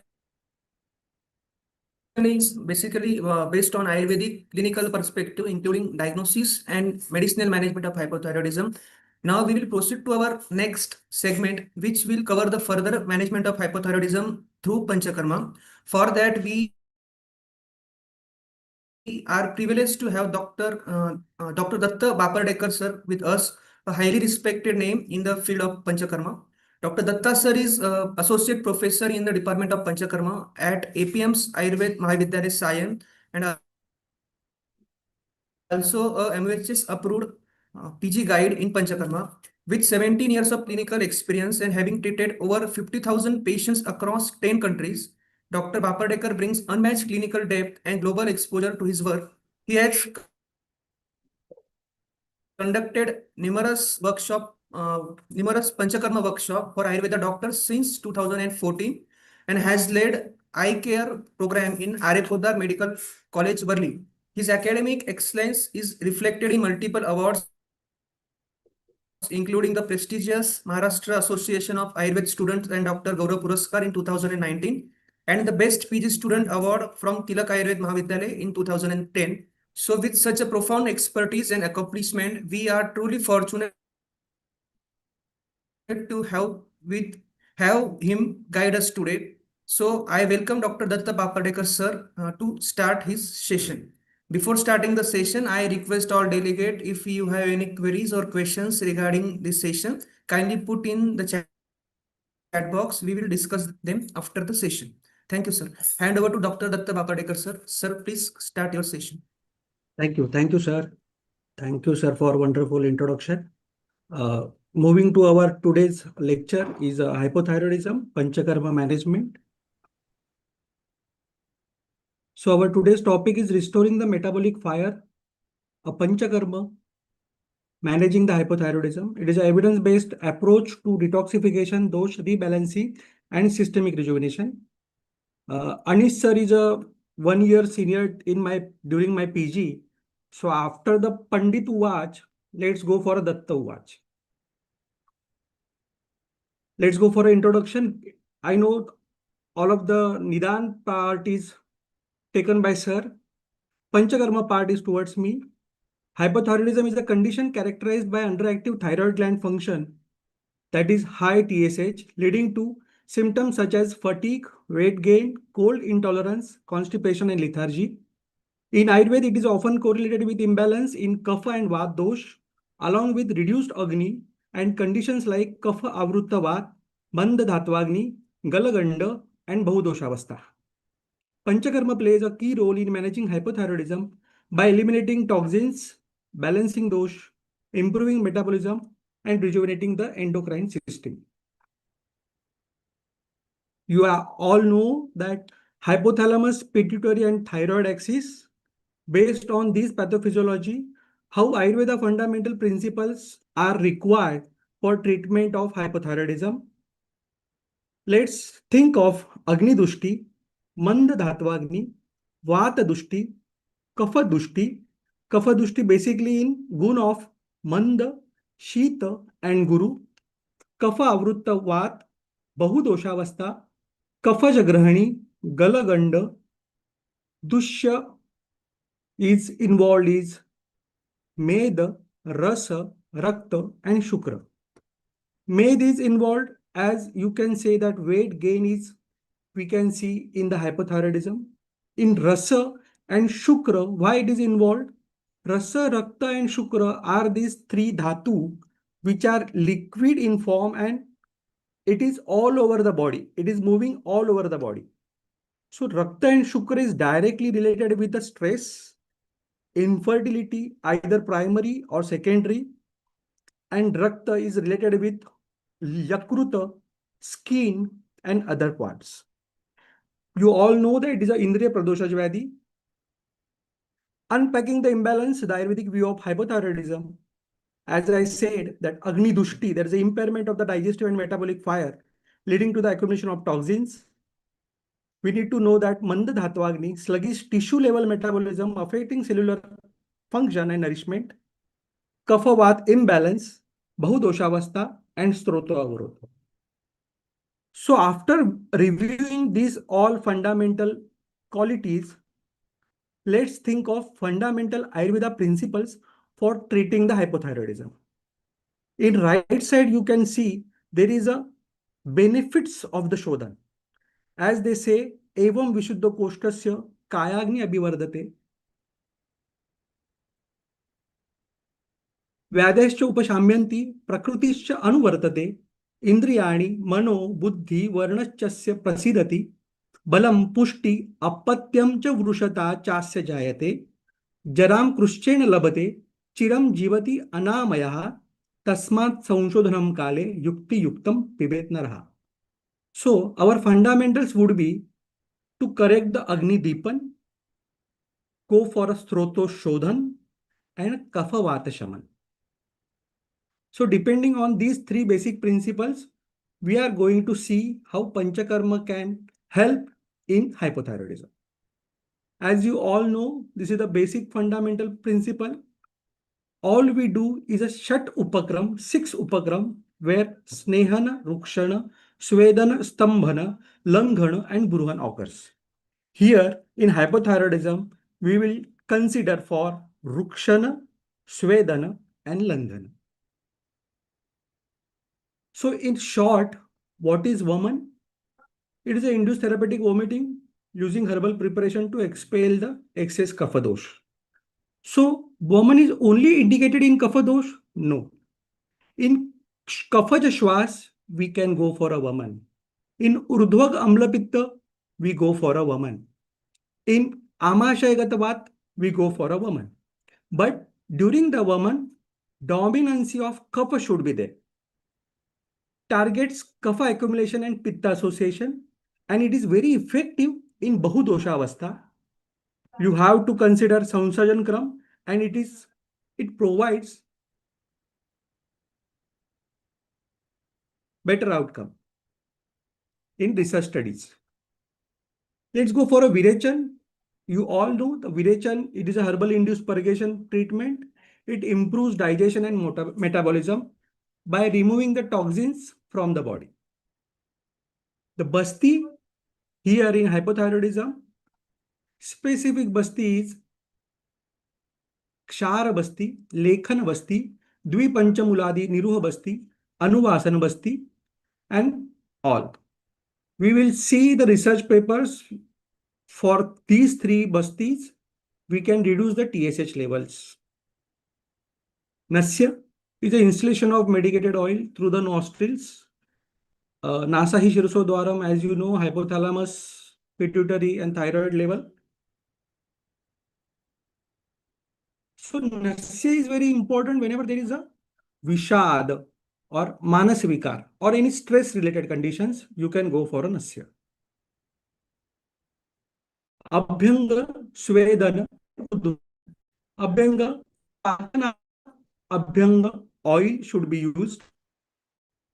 Svedana, steam bath, or you can say that Valuka Potali Swed, that can be given, which opens up your channels. Udvartan, it is a dry massage. Whenever there is a Sroto Rodha Samprapti, you can go for Udvartan. Now look for a woman short SOP during a Purva Karma. As you all know, everyone says that Deepan Pachan is important before the Snehapan.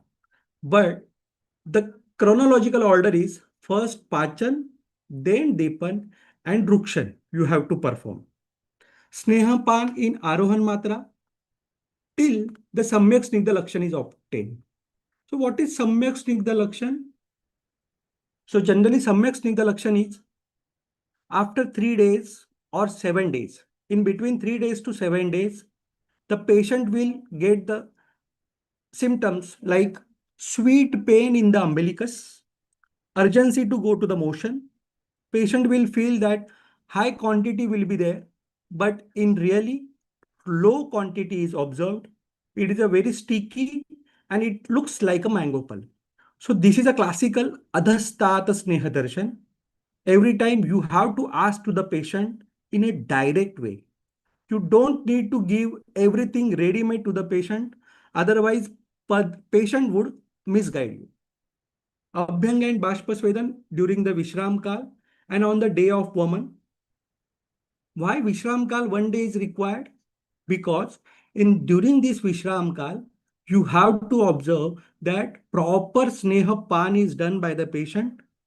And next, you have to identify the dose of the Vamaka Kalpa.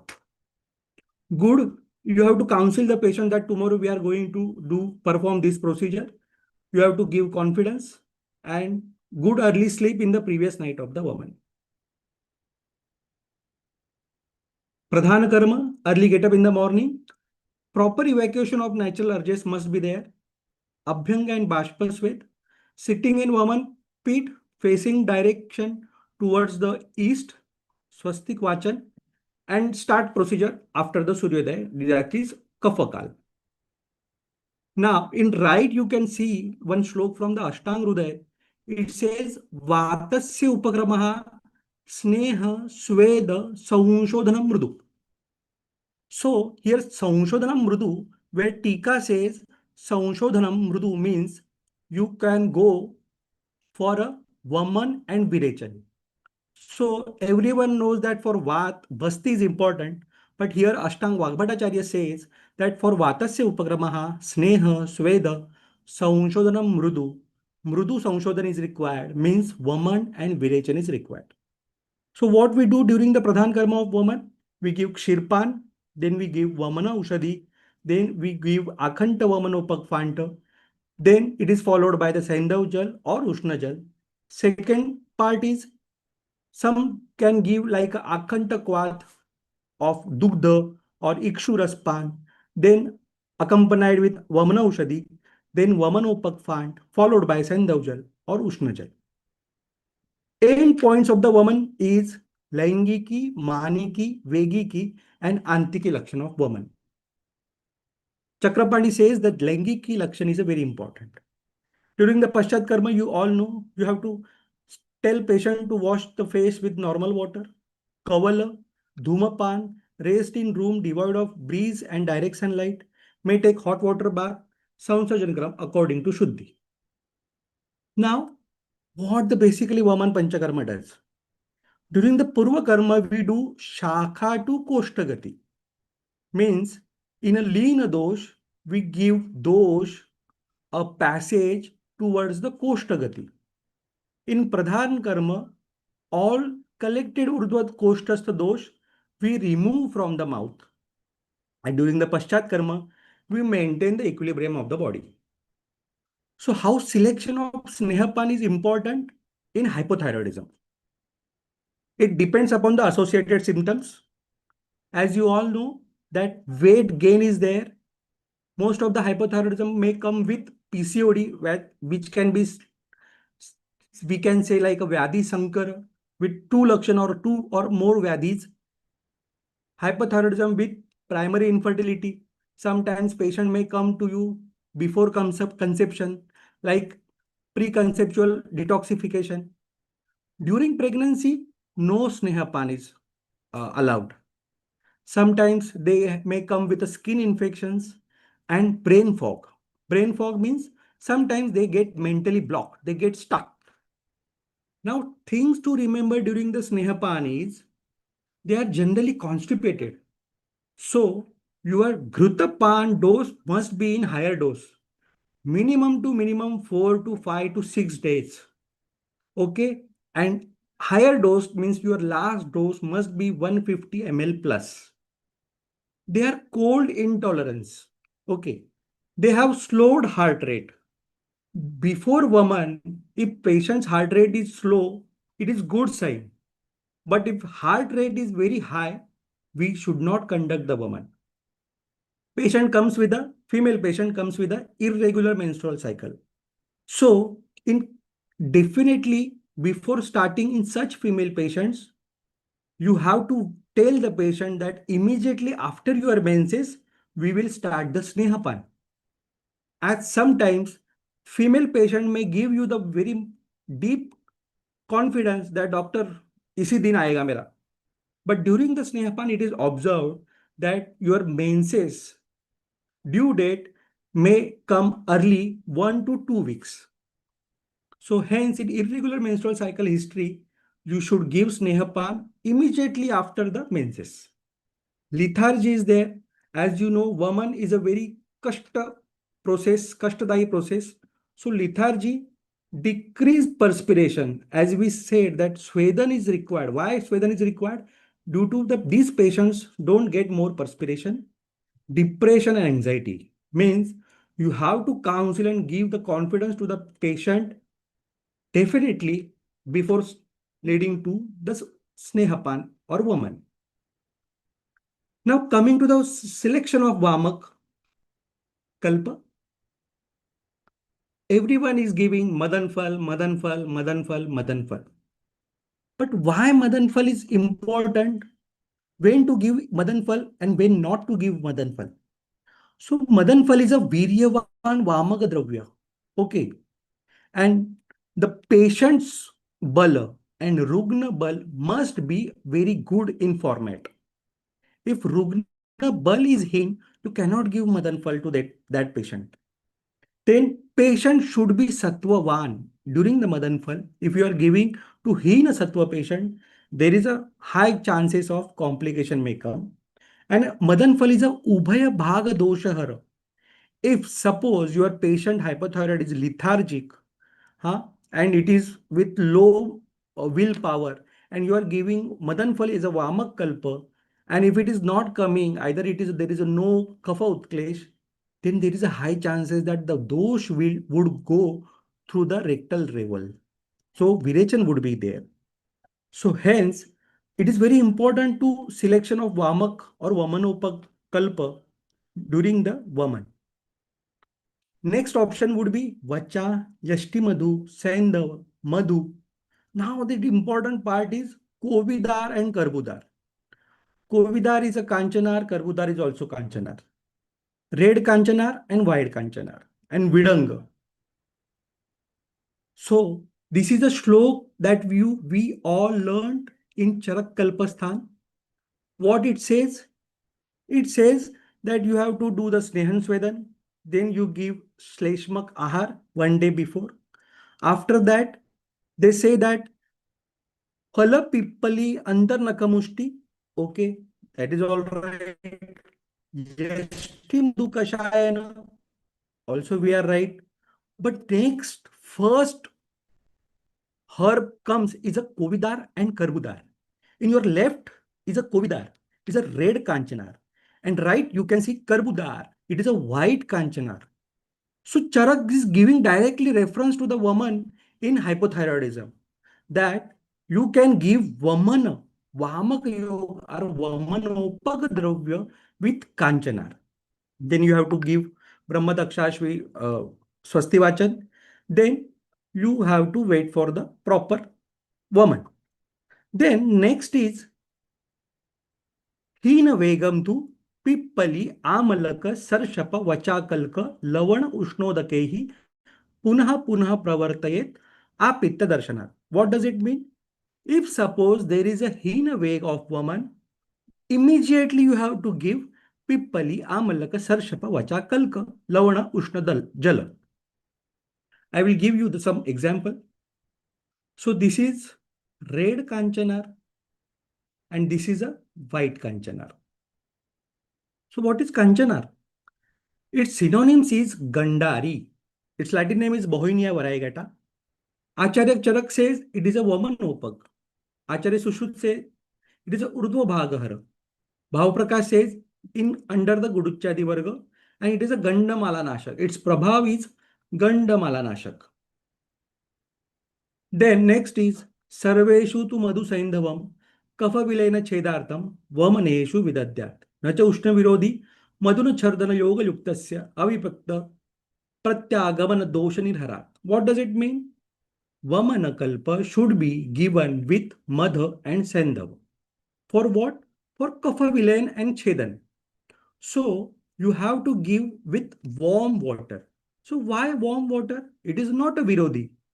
So they says that the Madha with warm water will come out Pratyagamana Doshi Avipakva.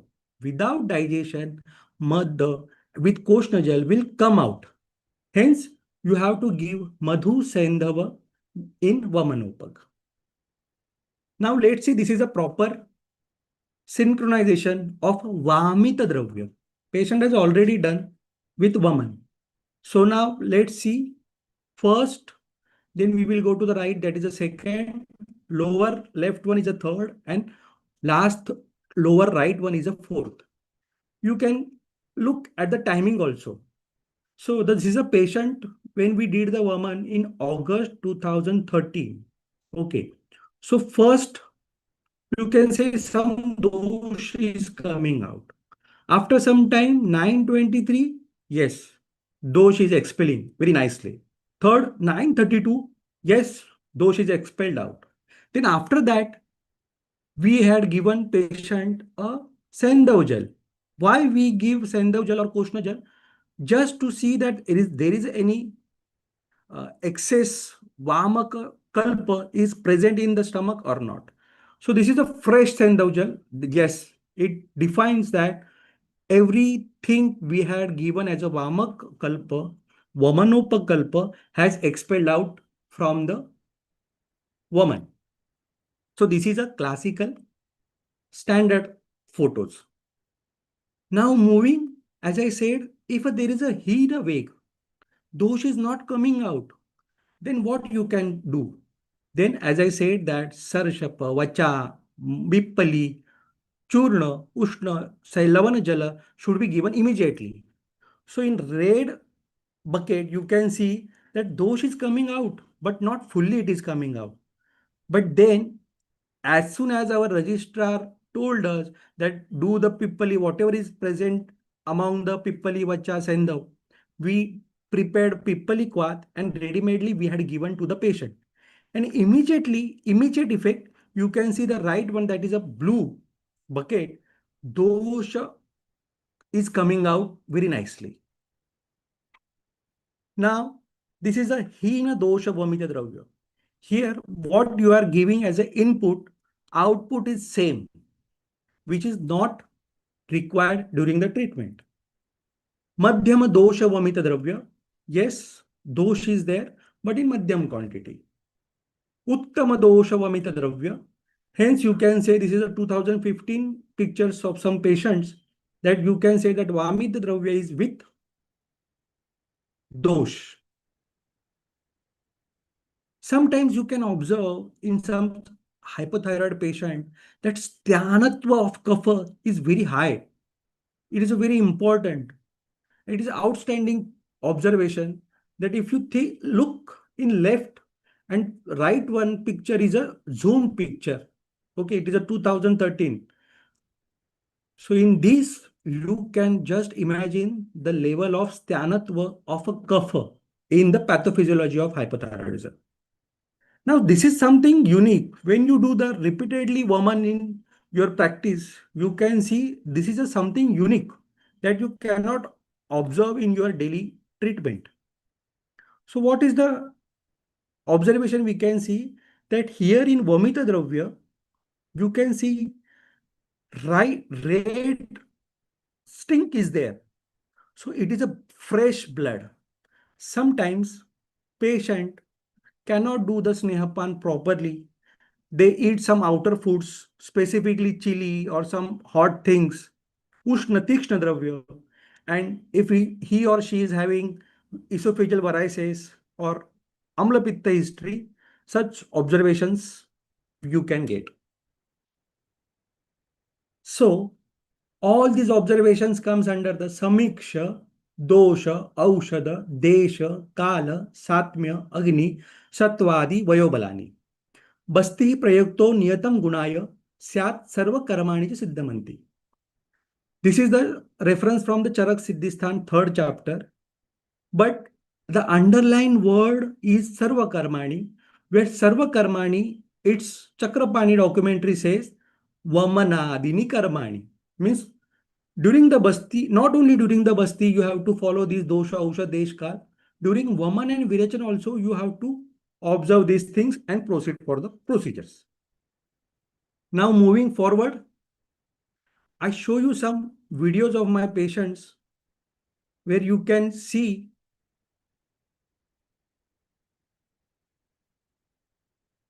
we will just observe and then we will note our observations. So this is the first patient.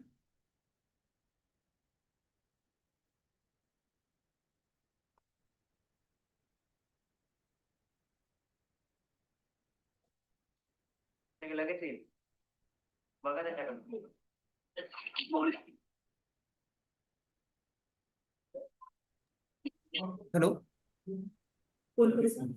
Hello. Hello. Sir. Hello. Yes, sir. Please continue.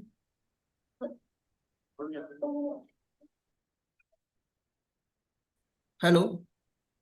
I'm audible. Yes, sir, you are audible. You please continue, sir. You are audible. Okay. So in this video, you could see that patient is not vomiting the dosha. The only thing, whichever we are giving as an input, output is the same. Now we will see the what is proper woman.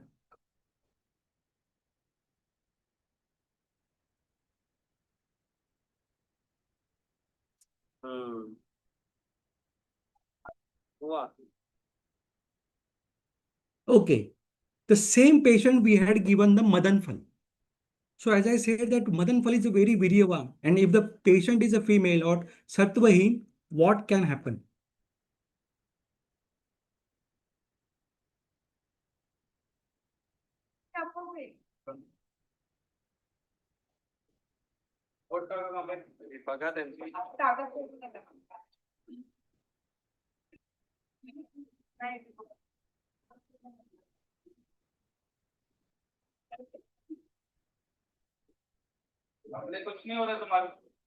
So during this video, we have to make sure before giving the Madan Phal as a Vamak Kalpa, I will advise that I personally do instead of Madanfal in such a patient like a Sattvavan, Heen Sattvavan patient or female patient or Sukumar Rugna, I will give Vacha instead of Madanfal. Now moving to next video.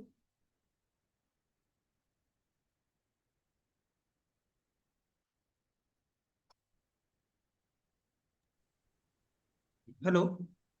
Sir, video is not visible. Not visible. Can you please reshare? No, sir. I just restart. Oh, yes, sir. Now it is visible. No, sir. It's not visible. I'll stop. Okay, so I just mentioned here the observation. A 71-year-old man, we were giving Mrudu woman, and in history, generally, we ask about the history of disease and medications. But in such an elderly patient, you need to ask that you are wearing a danger or not. In this video, you could see that during the woman, patient removed his danger during the woman.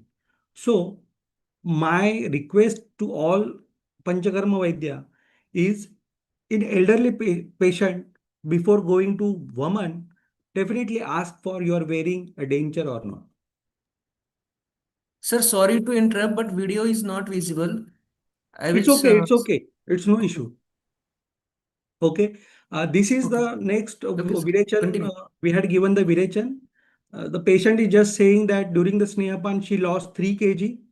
After the Virechan, again she lost 3 kgs. And after the Samsajan gram, she lost 2 kg. So almost during the Snehapan to the Samsajan gram, she lost 8 kg. So this is very important in a hypothyroid patient that they should lose the weight during the Shodhan. Now coming to our slides. Now research, what research says? Research says that effect of ashwagandha is very good. I will give you all the papers with the link that you can go through, that the hypothyroid, pituitary thyroid, it acts on this axis and it will give you the well good result in hypothyroidism. Some paper says that effect of woman, it is very effective remedy in Rasadhatu Dushti. These are all case papers. Effect of Nasya Karma, whenever there is a stress related issue, you can go for a Nasya Karma. So these are the papers where I had shown you the conclusion. This is one paper, role of Ayurvedic medicines and Panchakarma in hypothyroidism, narrative literature review. You can Google it. Next is management of hypothyroidism by Kshara Basti, a case report. This is available on Google. The outcome is the Ksharabasti case report is a 27-year-old female with subclinical hypothyroidism and rheumatoid arthritis. Ksharabasti was given and the TSH reduced from 31 to 5 over 2 months. This is available on Google. Next case report is effect of Vasantik woman karma on TSH level. The conclusion is in 6 patients, woman during spring significantly lowered the TSH and improved the symptoms in kapha-dominant hypothyroidism. Now coming to the Rakta Mokshan. In nodular goiter, the swelling comes out near the thyroid region. And the Sira Veda Rakta Mokshan reference comes like a Uru Mula. You have to do the Sira Vedan at the Uru Mula. Where some does Patha Veda, it is not like a Urumul, it is a Uromul. Means just below the larynx and just above the thyroid gland. So this is the case in 2013. In nodular goiter, you can go for a Jalokaucharan. So concluding my session, Panchakarma offers a detoxifying approach to hypothyroidism management in Ayurveda, focusing on dosh balance and metabolic restoration. While promising in reducing TSH and symptoms, treatment should be personalized under the expert supervision with regular monitoring of thyroid levels. दोषाः कदाचित् कुप्यन्ति जिता लङ्घनपाचनैः जिताः संशोधनैः ये तु न तेषां पुनरुद्भवा. These are the all references which I shown you during my slides. That's all from my side.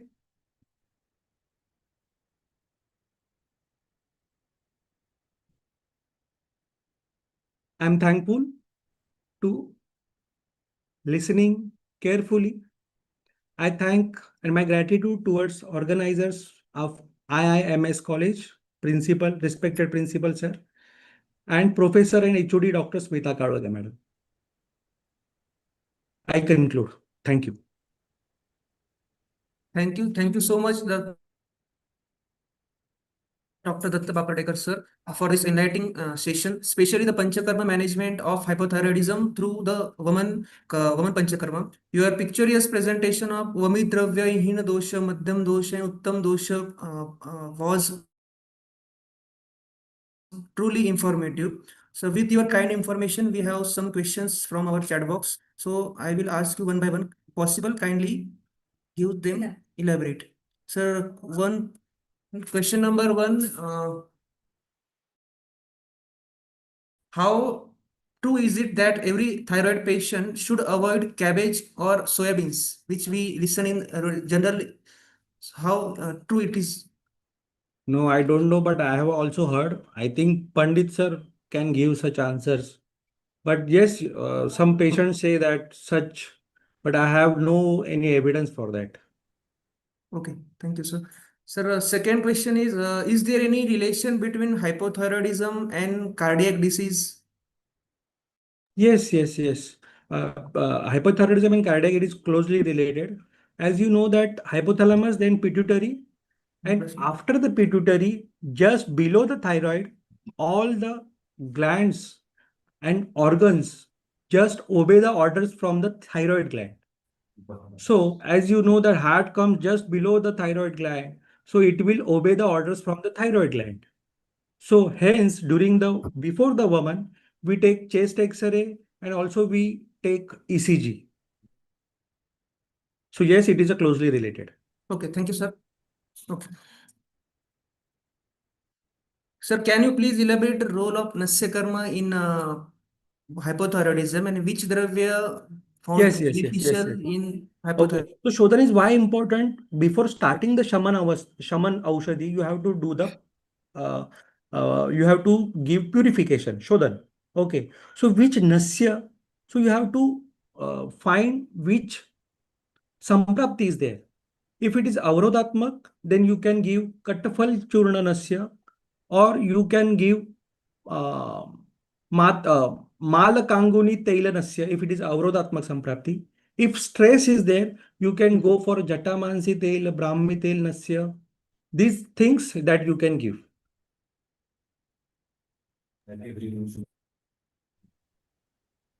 Over to you, sir. Okay. Sir, last question. Any challenging case you have treated in so much you are practicing? So it is Challenging beneficial case in for all such of a us if you share your. generally to my practice, hyperthyroidism they don't come directly to us. Like a prameho anushangina means prameho is going to stay in for long duration. Same hypothyroid stays in your body for long duration, but it is difficult to catch. Okay, so hypothyroidism basically patient comes with us with a complication like a uh, primary infertility or secondary infertility or during the pregnancy, during the ANC, hypothyroid is detected. Then what to do? So generally we give masanumasi kasha and garbhapal ras. So in cases, treating the cases of infertility, the history of hypothyroidism is very important. Okay. Thank you so much, sir, for your kind information. The session was really informative.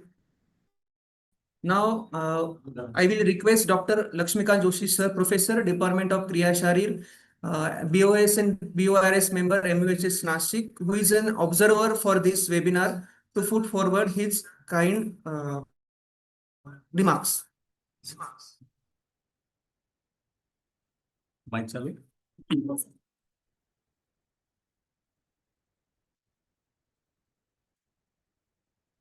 So, thank you very much, sir. I hope I am audible. At the outset, I am very much thankful to the management of this college, Indian Institute of Medical Science, Manor in Nashik, the honorable principal and my good friend, Dr. Sampath Vatane, sir.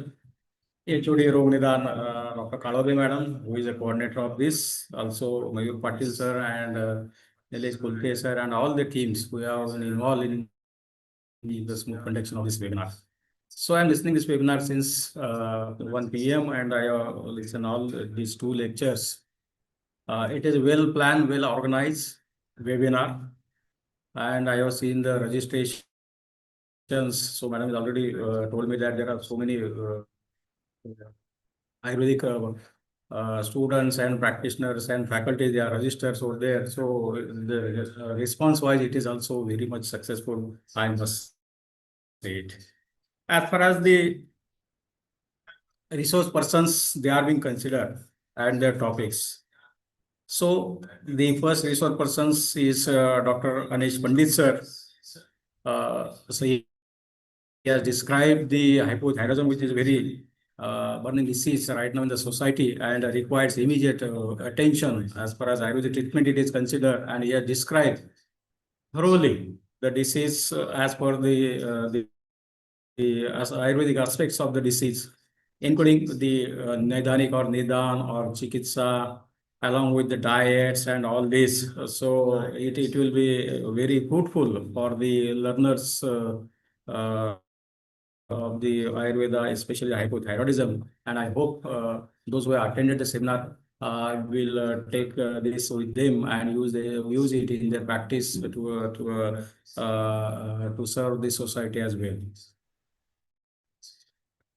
Our second resource persons, Dr. Datta Bapardekar sir, is also delivered good, nice lectures on the Panchakrma part of the hypothyroidism, and also he has shown some videos and all that. So it is very, again, very fruitful, because Panchakrma, it is a very, you can say that the important treatment, Ayurvedic treatment, and he has well analyzed how to use it in the conditions of the hypothyroidism. So I hope these both lectures will be useful for the listeners, for learners of Ayurveda, and they will use it in their practice to serve the society. Since I am the observer sent by the university MUHS, so I'm thankful to the university officials who has given me this opportunity to attend this webinar. So I must congratulate the Rognidan Department of the Indian Institute of Medical Science, Ayurvedic College, the HOD Kaloge madam, her team, the principal, Dr. Sampath Vatane sir, and all the resource persons who are learned persons and who deliver their topics in very different way and very nice way. So thank you very much. That's it from my side.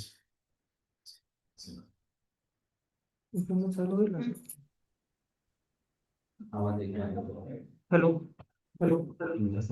Thank you, Dr. Lakshmikant Joshi, sir, for your kind words and information and contribution. We are very grateful for your time. Now we move on to the last part of this webinar, that is the vote of thanks session.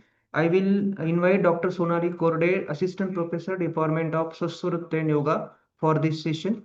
I hand over to the Dr. Sonali Korde.